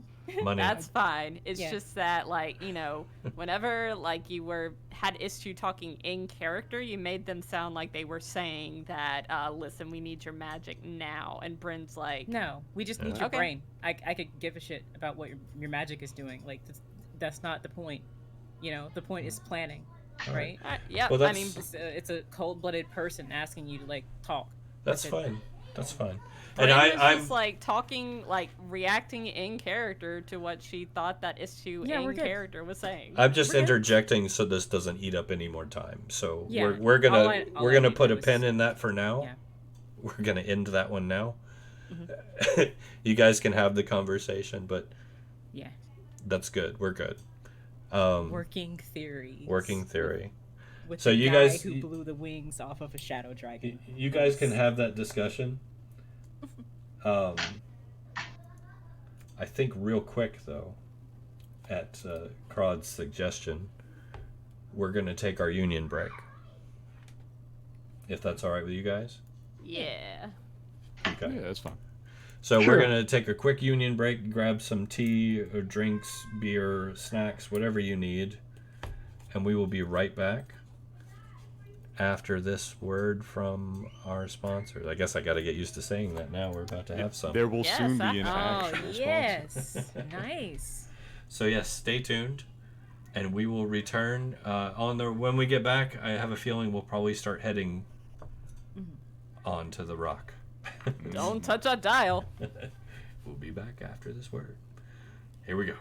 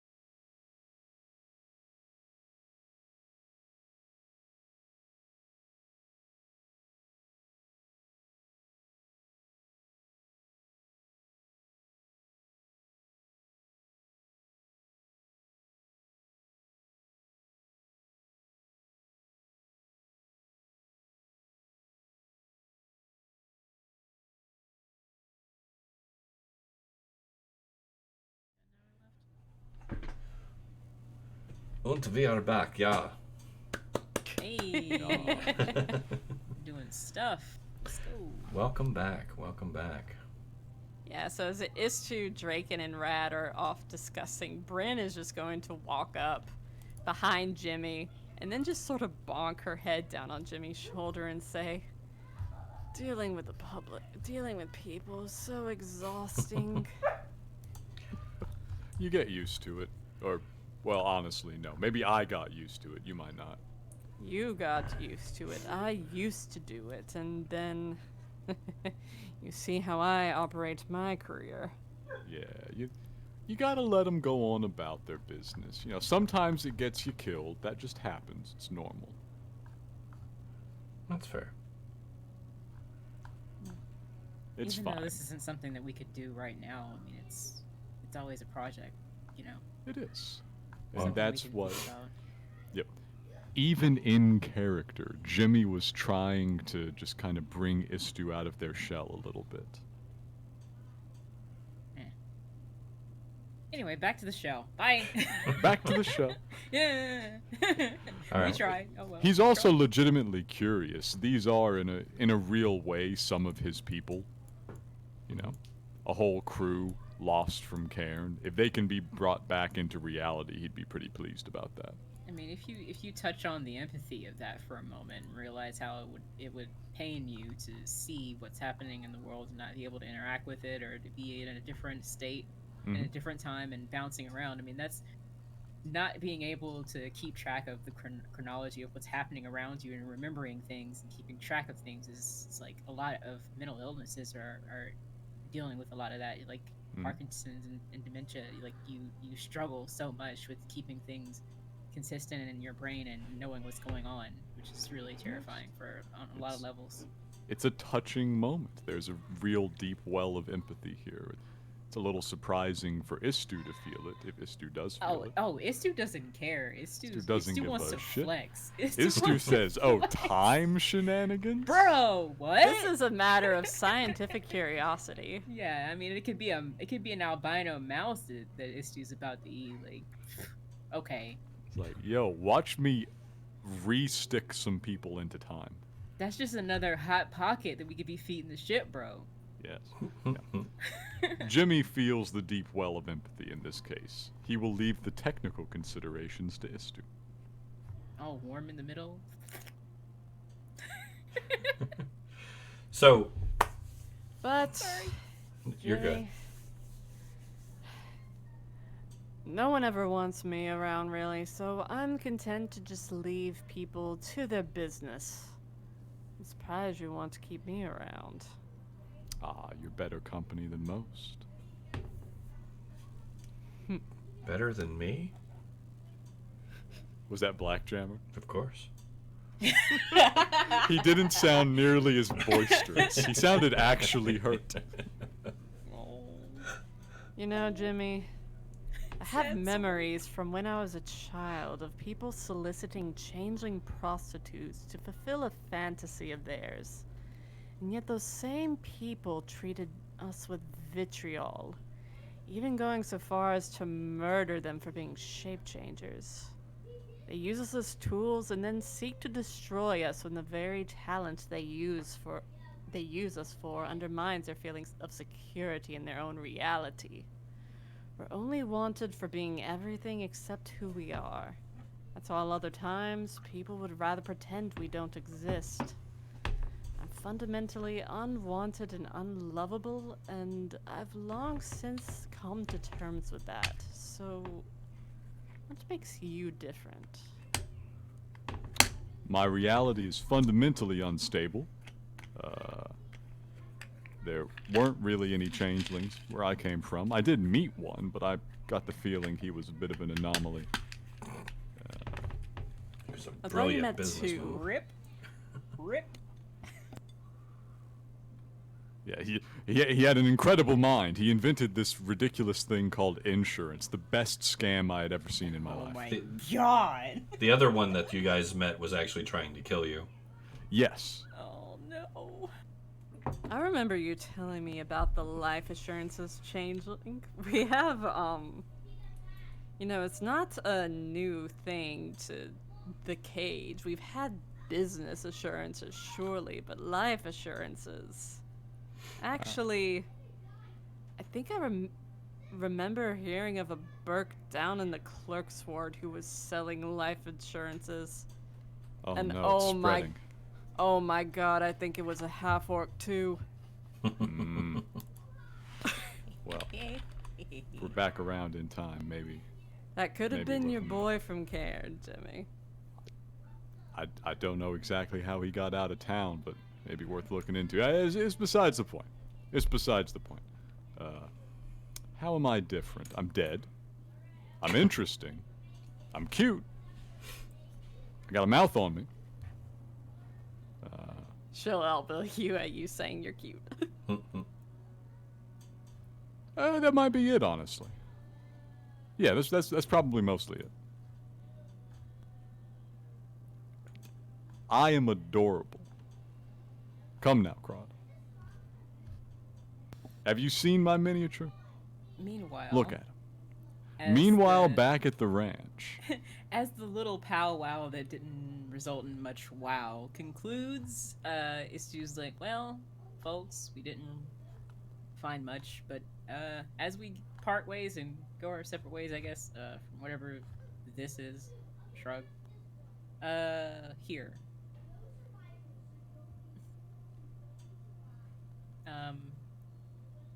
How many times can I do this while we're on the topic of cantrips while we're talking about, oh my god.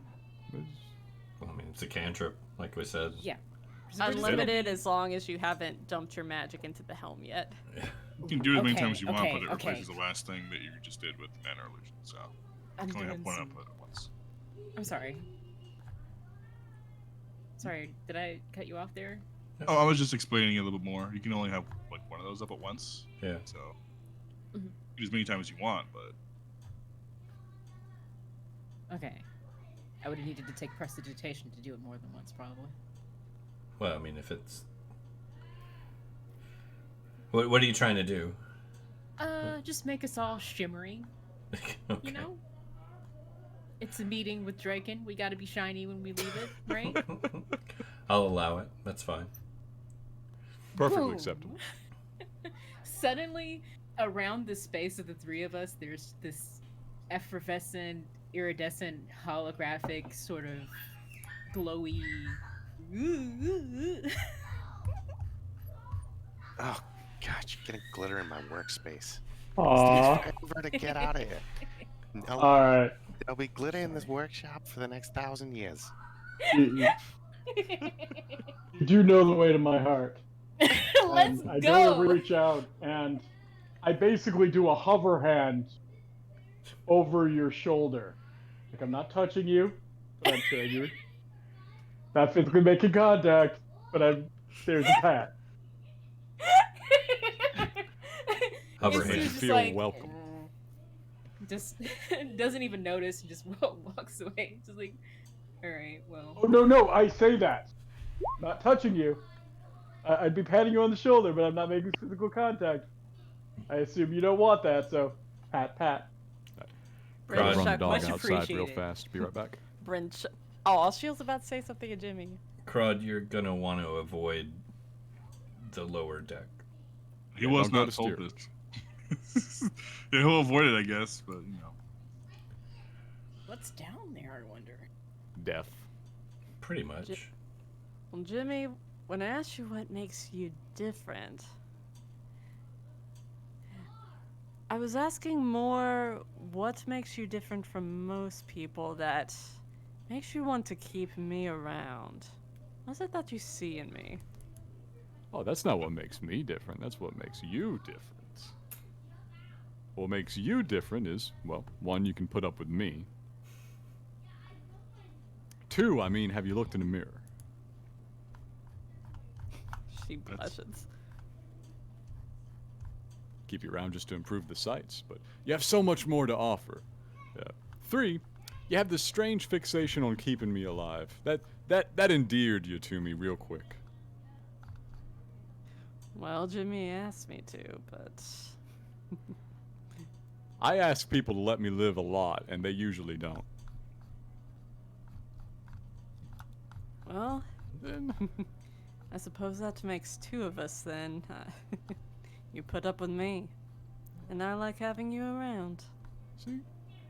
All works out, apart from lost in a sea of stars, about to have to pick up a monster and ferry him back to my old home. Yeah. That will work on, but the rest of this is going pretty well. Right. And now, I'll BRB. This dog's waiting for me. At that, Bryn will lean forward and kiss Jimmy on the lips. Aw. Are you on fire yet, Master Miss? Huh? Are you checking for scorch marks? Oh, what? From what? Have we cringed you into oblivion? From I get what No, people you where good? are I'm you? just You're phasing right out? here. Perfect. You're right here, right? Yes. Istu doesn't really give a shit. Yeah. Perfect. They're just walking around looking at stuff. So they've tuned out of your conversation, so like whatever. Fair enough. Thinking about like brainical things, like being a nerd. So, anyways, Jason, what were you about to say before we went into that whole, diatribe? Oh no. Are you guys ready to carry on, or do you want to Yeah. stay here and roleplay further? It's up to you. Take it to DMs. Let's go. I mean, I've got my roleplay out that I wanted to do. I say, let's go. Yep. Kron's doing whatever he needs to do, I suppose. Being the only one here that actually has been on a ship like this. All right. Wait, where is Crod? I'm sorry.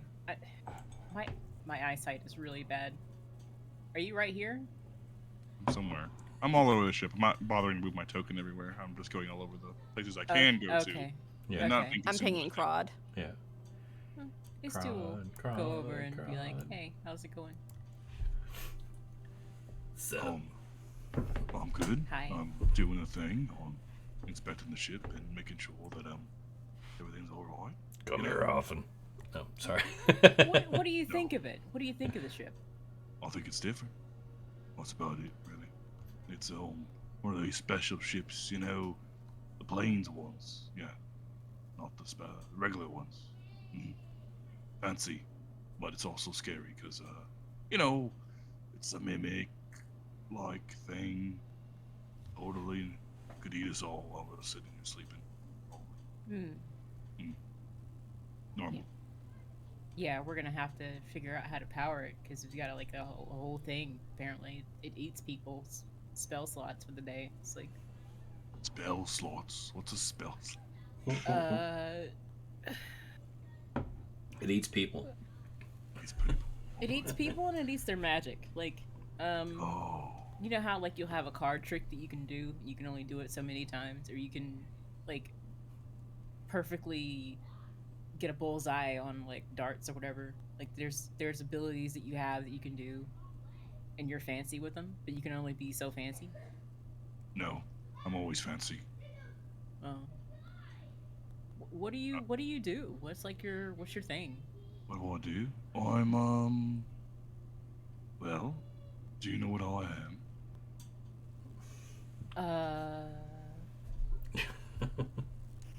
Should I have been prying into that by now, or? Would you know what a gith is? I mean, I'm not trying to be nosy. I mean, No, I mean, would your character know one on sight? probably not. Okay.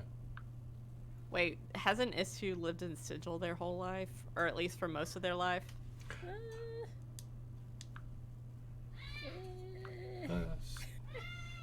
I don't know if I'm trying to think Istu is if not a Gift native of do Gifts Sigil. even travel that far? Like, the only reason he's here is because he's not with his Yeah. other Gift people. Yeah. Someone Well- who's traveled the plains and has been in the cage enough will know what one of the Gith look like. Istu is not a native. Istu is here for other reasons, which will be possibly told later. But Okay. they probably wouldn't know. There's just like Narrow's eyes. Should I know this? I don't. Alright, so I know your nose is a little weird for people of this plane, but you touch his nose and be like, "What? My nose is weird. I'm a Gift. It's normal." I'm not trying to be offensive. He looks exactly like a green-skinned Michael Jackson. I mean, you're not wrong. Well, Michael Jackson posts everything. You have to say a year, like.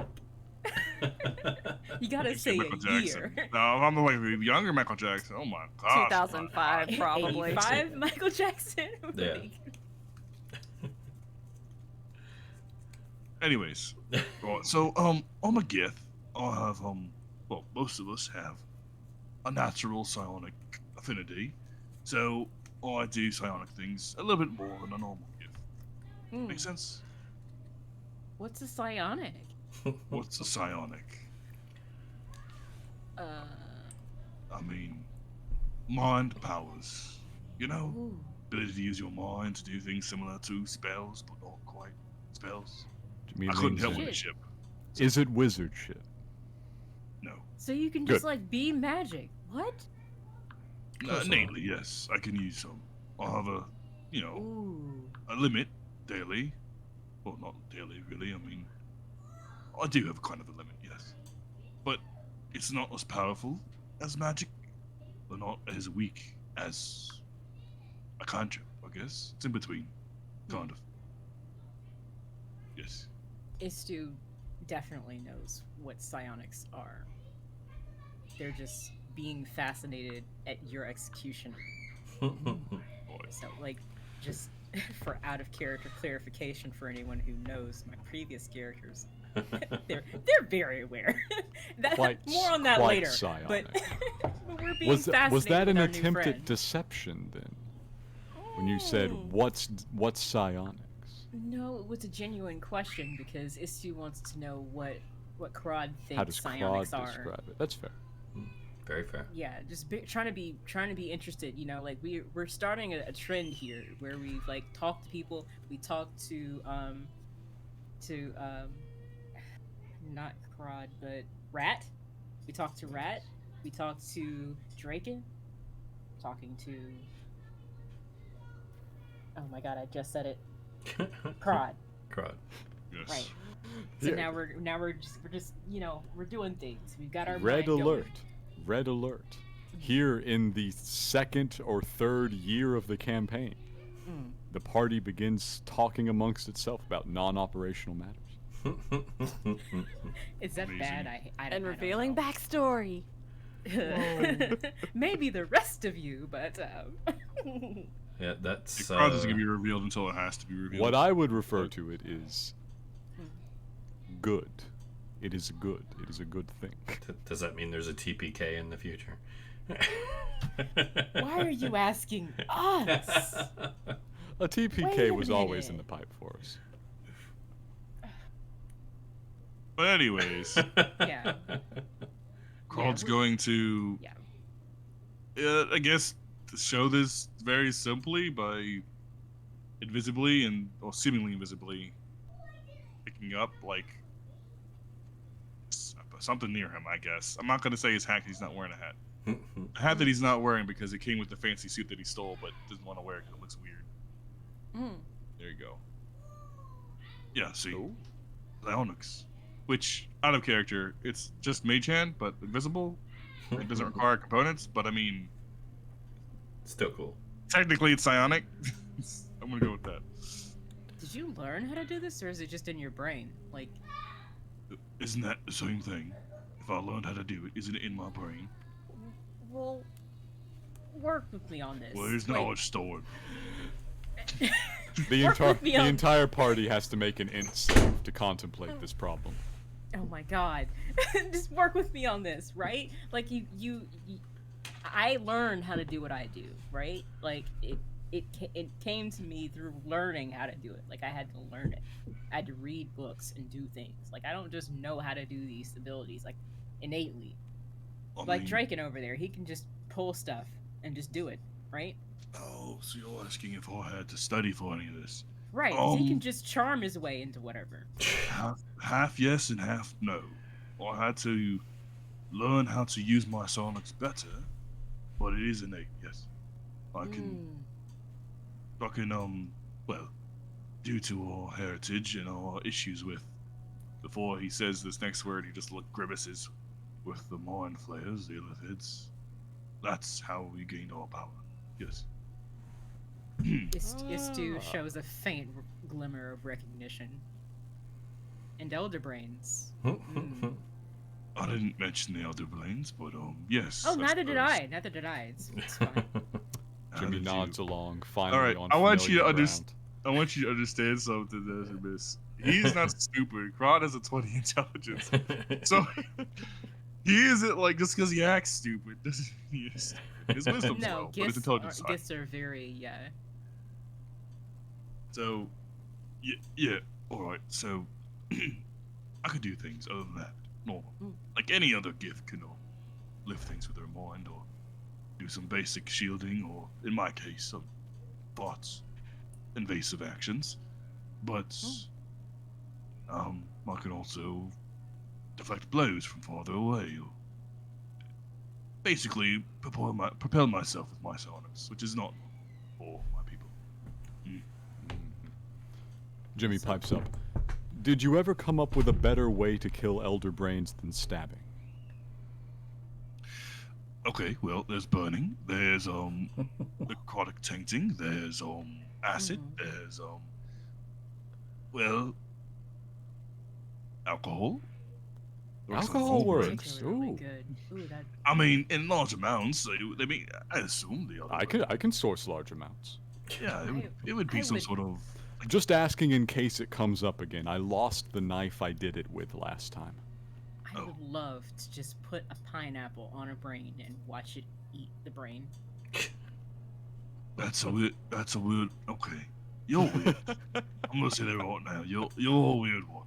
I think I'd be too busy stabbing in the brain. Stabbing is usually the better way, or any various magics that are not psionic based. Unfortunately, psychic damage does nothing to them. Pineapple brain. Even though their brain is big. Brain is big, mental defense strong. Mental defense was very strong. Yeah, Yes. and Istu's not trying to talk down to Krod either. Like, they're just. That's just how Istu is. They're just letting the slight edge of the sheet that they've put over their past kind of peek up a little. Right.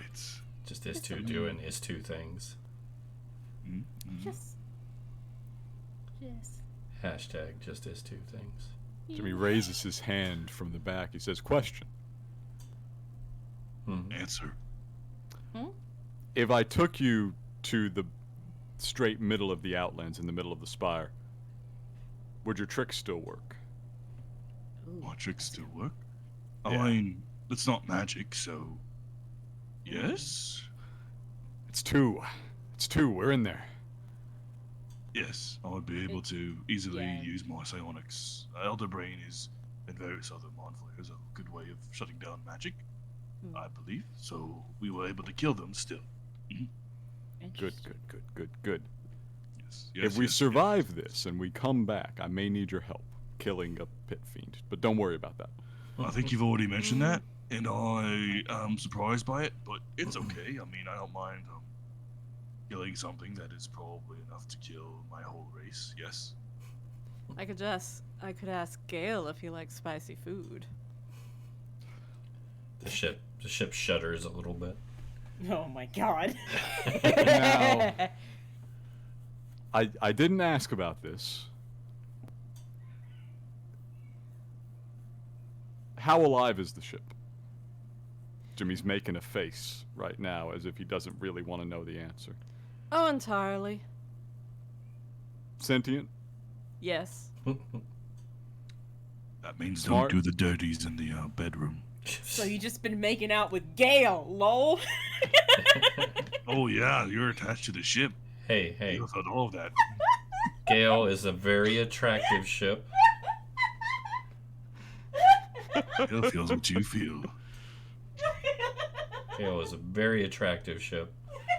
Jimmy continues the list of questions. Hungry?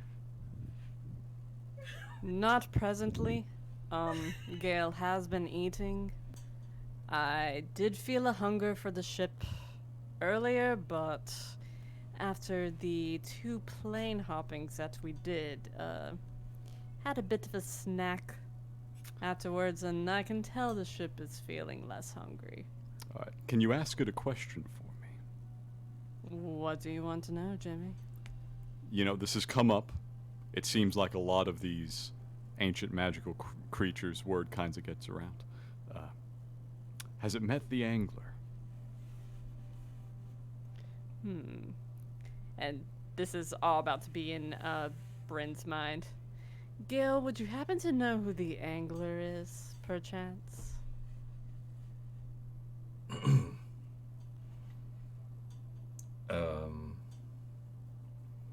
Nope. Is the ship a good liar? Inside Probably. check.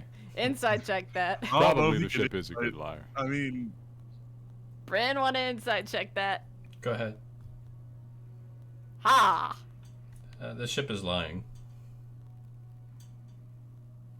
Mm-hmm. I can tell you're lying, Gale. Well, if you know who the angler is, then you know why. Then what? You cut out out. a bin, man. Did I? If you know who the angler is, then you know why. Then you know why. It almost Fair said out enough. again. It was so close. Oh my god. I'm gonna try something real quick. Mm. And just see if that helps. And he's back. Nice. Alright. Well, Jimmy, Gale answered no. I could tell that he was lying. Then he said if you know who the angler is, then you know why, and frankly, I don't blame him. Oh my god, the ship's a dude. Jimmy begins to smile. It's very devious. He looks around at each of you and says, "Don't say a word." Gale's a dude? Wow. word. I want to see the live reaction. I'm beginning to have a plan, Jimmy. I'm Not also a good having one. a plan. It's a really bad one. I Concern. think it might be. Mine is too. And Master Miss, just Someone- to answer your question,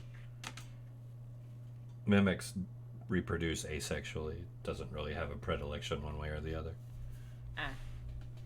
Jimmy, are we having the same really, really bad plan? I think so, and I don't like it. The ship's a they. Oh my god. I am gonna like try to mimic something walking down, like moving. Just two fingers walking. Jimmy's Downward. nodding, and he starts nodding, and then he starts shaking his head instead of nodding, and he says, I want to know, but I also don't want to be around to find out.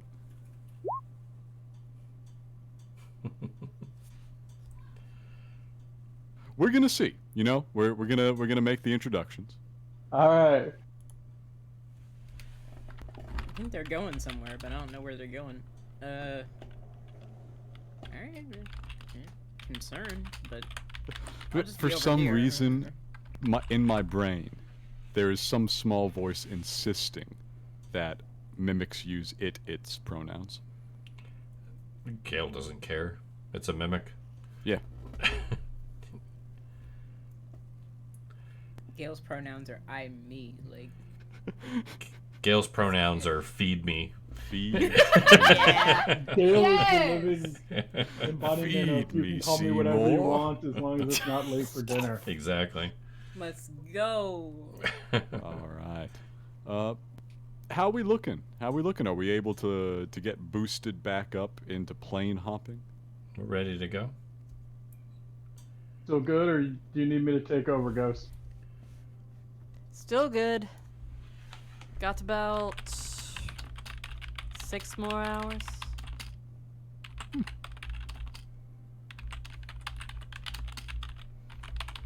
Not completely exhausted yet. By the way, we just kind of been teleporting around. Is that how it normally goes? Gale is actually a plane jammer. Jimmy rubs his chin. I've never heard of that before in my life. Means that the Gale can hop planes, Jimmy. Creates its own portals. He looks down. He looks back up. Oh, This ship cost more than the entire hive. wait, if I may for a moment. So, I know you want to go back to Sigil.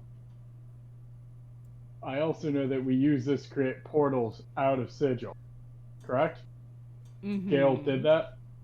Is there going to be a piss lady the fact that we just started making portals? What? Are we going back to a pissed off lady? So, just to point out, you did not make a portal in Sigil. Yeah, we floated out the normal way before we made a portal. We were very polite. We were very polite and went to the portal staging station. Yeah, you went through the arch. Draken doesn't know the difference. So, in character, Bryn will tell Draken not to get out of Sigil, no. There was a portal key on the ship, and we went through the Seafarer's Arch. So we went out the normal way. Okay. Yeah, protocols were followed. Now, if we pop back in just kind of floating over the ladies' ward, we might have a problem. If you pop back in a maze, you'll know you did something wrong. Yeah, you'll know you screwed up then. But no. Well. Draken, let's take a moment to appreciate. I would say this is the most expensive thing we have ever stolen. But it's really more like a kidnapping, and I'm not quite sure which way the kidnapping is going right now. It's a very good point. Did kind of... Now, I know this wasn't stealing, but recovered the soul of a queen. I feel like that's got to have some sort of value. How much that's true. How much is a Rakshasa worth? Ooh, Like, that's just another part of good one. one. Jimmy hefts the lamp. He says, I bet you I could get a platinum for it. Gonna sell that poor dude? How rude. Oh no, this is like... This is the war trophy. Well, speaking of Rakshasas, Jimmy, Gale actually told me about a crew that used him at some point in the past that was under the command of a Rakshasa, and I believe you told me that you met the ghosts of this particular crew in the Shadowfell Echo of Cairn. Well, yeah, but that's like... couldn't be this guy, right? He hefts the lantern. I mean, there's more than one of them, right? Oh, I don't know. Gale never told me, but it was a related thought. Gale is actually from Cairn, though. I guess we should have suspected that, considering there's a Shawnekeesian crew that's had a phase of time on board, but... Yeah, I was kind of feeling it. I found it rather funny that Gale happened to, at one point, transport the crew that opposed you. Well, they tried. Tried, indeed. And failed miserably. I mean... The queen did die. Really... But not because of them, really. Not because of them, no. Fair. They got outplayed. Fair. It was a solid one fight. Of their own. So, are we ready to cast off, even though you're free floating? Punch it. Let's see if we can get to Scuttler's Rock. All right. Before the session ends. So, If we're going, then everyone grab hold, sit down, take your places. Mm-hmm. Here we go. I assume the ship's wheel is like up in the stern castle. Of course. Right about where the number 3 is. Gotcha. Istu keeps talking to Crod and is like, you know, the humans have a theory that space and time are actually connected. Silly humans. If the ship actually travels through, you know, like, if it makes leaps, I wonder if those leaps are connected to the crew and, like, how they're leaping around. Well, as you're discussing, just to keep us moving, the ship begins to move at tremendous speed. It's hard to completely gauge it for most of you because you don't feel it like you feel you should. Well, if you did, you'd probably be squashed. But yeah, it begins to move at a tremendous speed. And then in the distance, passing by you, you see planets and the sun in the distance. You see a gas giant and a planet that has a blue hue to it, like it's entirely made of water, and another terrestrial planet, Earth-like in its form and shape, passing by like briefly, like a slow-moving vehicle. Everyone wave to Casey. Hi, Casey. And then in the distance, Bryn, you know you are approaching the edge. The sphere. Oh. And you begin to feel your energies being really tapped at this point as Gale kind of nudges you and says it's time to open the way. Well, let's do it. Let's open up a portal. All right. So the energy for the enormous phase door, basically, spell goes off.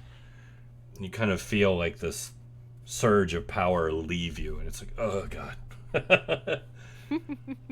And it shudders through the ship. Everyone kind of feels the ship shake for a second as this shimmering glaze that you're very quickly approaching kind of shifts slightly, and you see like a portion of it vanish, and then a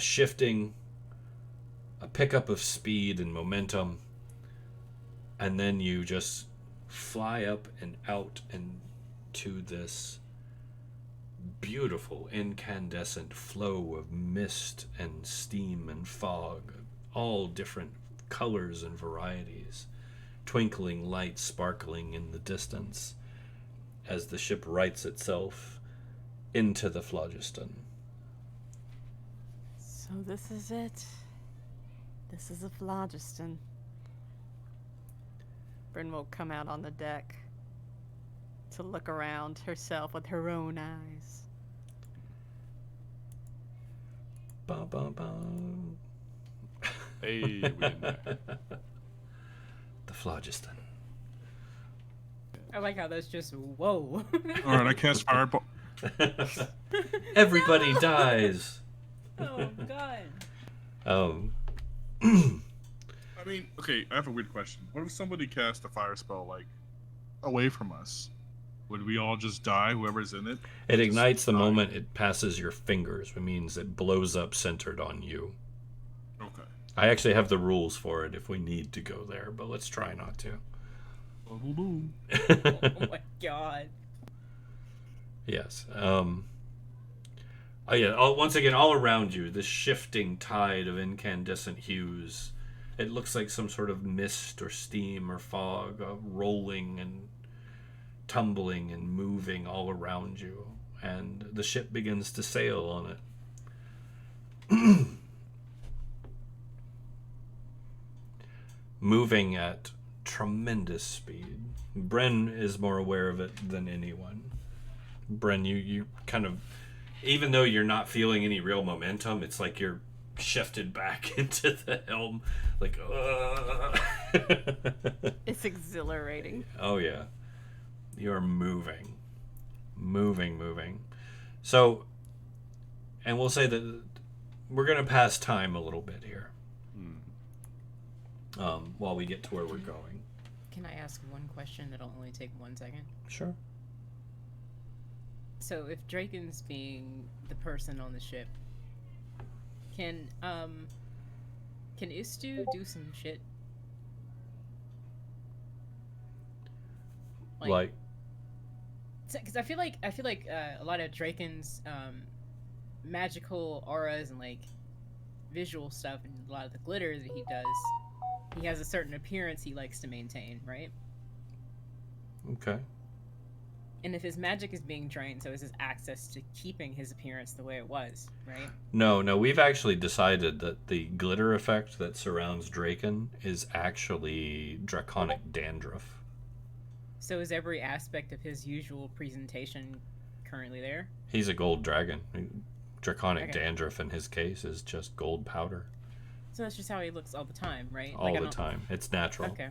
Plus, and Bryn's still the one powering the ship right now. Yeah, you're good. Okay, because I know you mentioned something about his wings, and I was like, all right, well. Oh yeah, no, that's all him. Okay. The wings are actually part of my draconic birthright. They aren't tied to the spellcasting. I am a gold dragon. I am a dragon sorcerer, so it's the dragon bloodline coming through. Mm-hmm. Sure. Cool. I appreciate the thought, though. Yeah, it is nice of you. Yeah. So, the gale shifts through it, like I said, tremendous speed. In the distance, you see this, basically an asteroid floating in the phlogiston up ahead. You can see lights twinkling all over it. Strange outcroppings and buildings and weird angled docks and piers jutting out from it at odd angles, kind of defying physics. And the gale just punches right through and begins to decelerate as it closes in and slides up alongside one of the piers to a stop. Smooth entrance. I like. As you do draw up, the Shawnekezans phase out.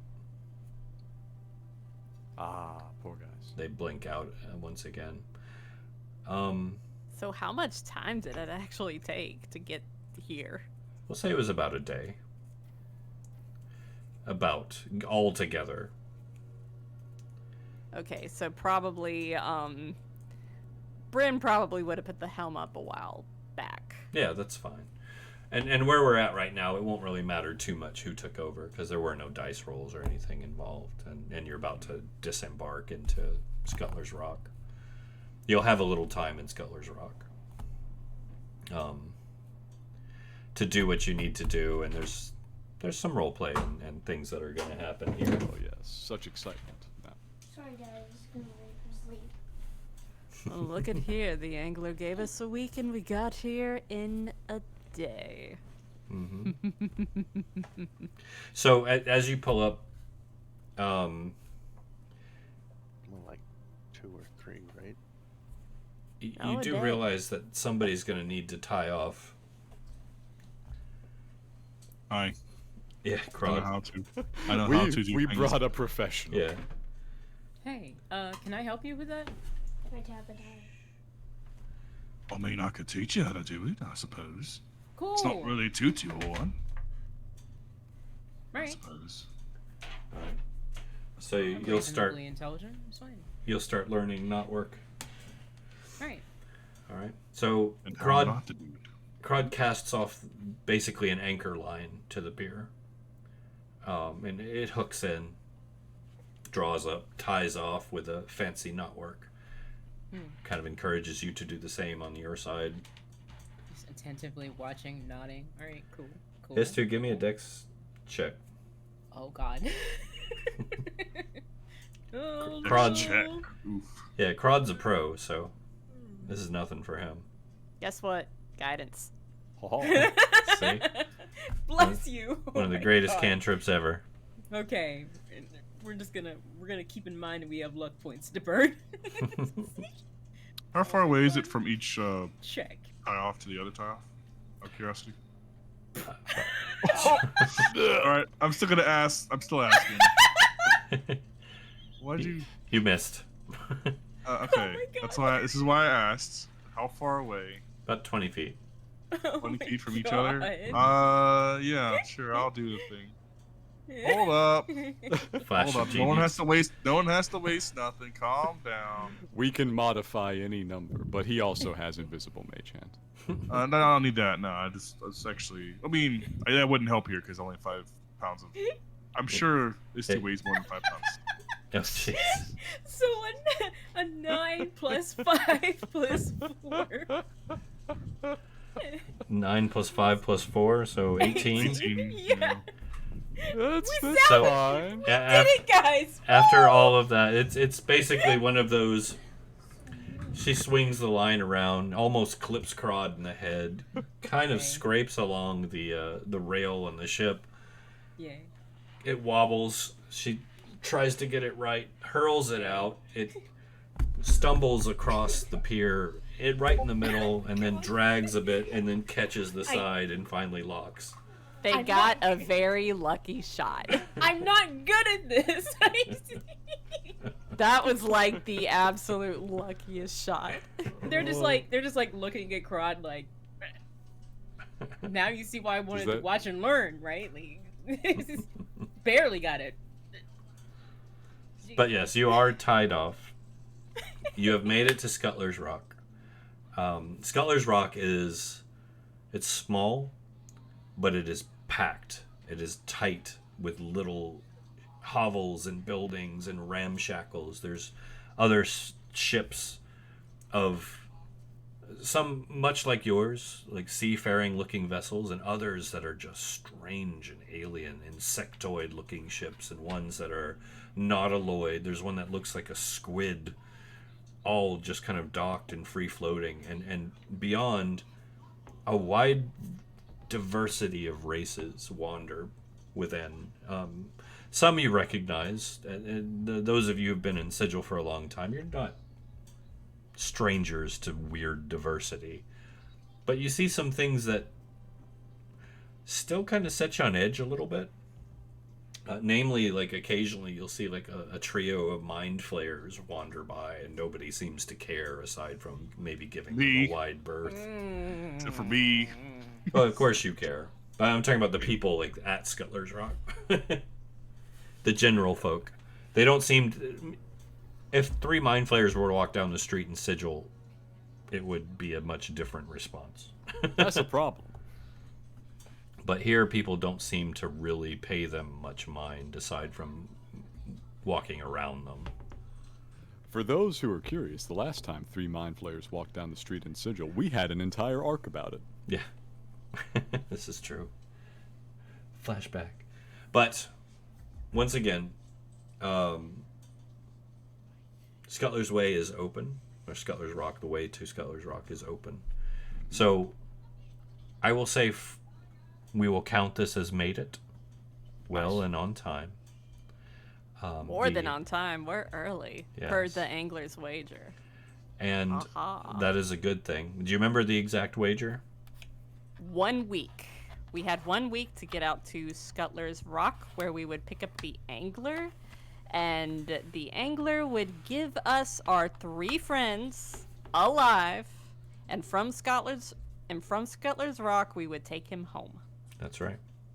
So, we may have some new, at least 3 new crew members. Old friends, more. Zill and Watts also count as casters. Yep. For powering the ship. It's true. And are fairly dependable. Actually, I might be willing to count your foo dog. Hey. He's got some magic. He pulled a trick. He's got a lot of magic. But we are here. We made it. And this will conclude this chapter of Sigil Confidential. The direction we are going from here is going to take a sizable change. We are no longer a strict noir campaign at this point. We are branching into the unknown. Which is fascinating. It's going to be very interesting. We will still remain Sigil Confidential, of course. But I think the feel is changing in an interesting way. Definitely. And when we come back, we will also be under the Featherfall moniker. So that will be interesting. So definitely watch out for that. We will keep everybody informed, of course. Last stream on Homebrew Roleplay, and it was closing out an arc. Yeah. Yep. So here, if you have a drink, raise it. Here is to an amazing 2.5 years with all of you. All of you that are here, all of you that have come and gone, all of you that have watched and supported us. Thank you. And I genuinely mean that as a old, nasty, crusty, grognard D&D player from way back. I can't begin to tell you how rare it is to have a campaign last this long and go this smoothly. It is a unicorn. It's extremely rare. So here's to you guys. Thank you. Here's to many more to come. Woo! Hey. Yep. Yeah. Because nothing's changing. Because we're just moving channels, and everyone who is watching and will be watching in the future, you can still find all of our VODs uploaded on our YouTube channel, and that will continue to be updated. True. And not to be contradictory, but something will change going forward. One thing in particular will change. Everybody gets a level. Hey! Level up! A celebration. And 15 while we're now? doing our toasts, 15? Yeah. those at home listening along, to church, he breaks his back every week just to keep us all living in his mind. Hey. Yes. Thank you. Yo. Thank you very much. I have fun doing it. But yeah, this is it's been a fun session. Lots of roleplay this session, and I did get to throw up some neat artwork. So I'm happy. So yes, welcome to the Phlogiston. Nice.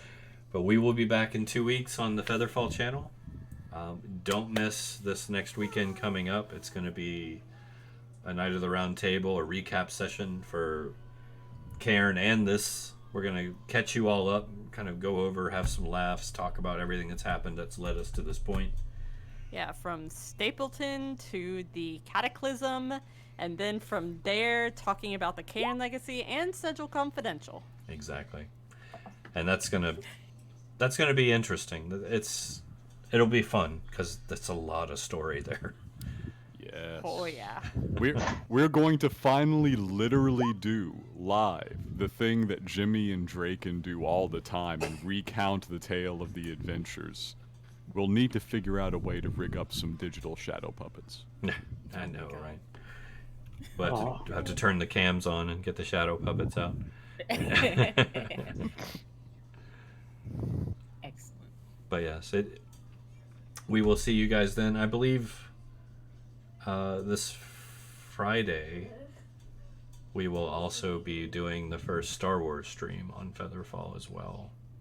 Let's go. Wait, when are we doing the recap stream? Saturday. Okay. I thought we were going to be doing Cairn on Saturday and like maybe a recap on Friday, but No, Friday's Star Wars. That's Chance's night. Friday is the Yavin. so I guess we're doing a recap then Sigil Confidential week after that. Yeah. But we'll carry on our usual basic. Okay. I will say I did get some really cool artwork for Chance for the new stream, for the Star Wars stream. Yes, they got some. Those of you listening along at home, we've got some cool stuff coming down the pipe. Yes. For Star Wars. Oh yes. Lots of pew pew craziness. Nice. But we will see you guys then. Thank you all so much. And until we see you on the new channel, stay safe. Good night. Good night. Good night, everyone. Good night.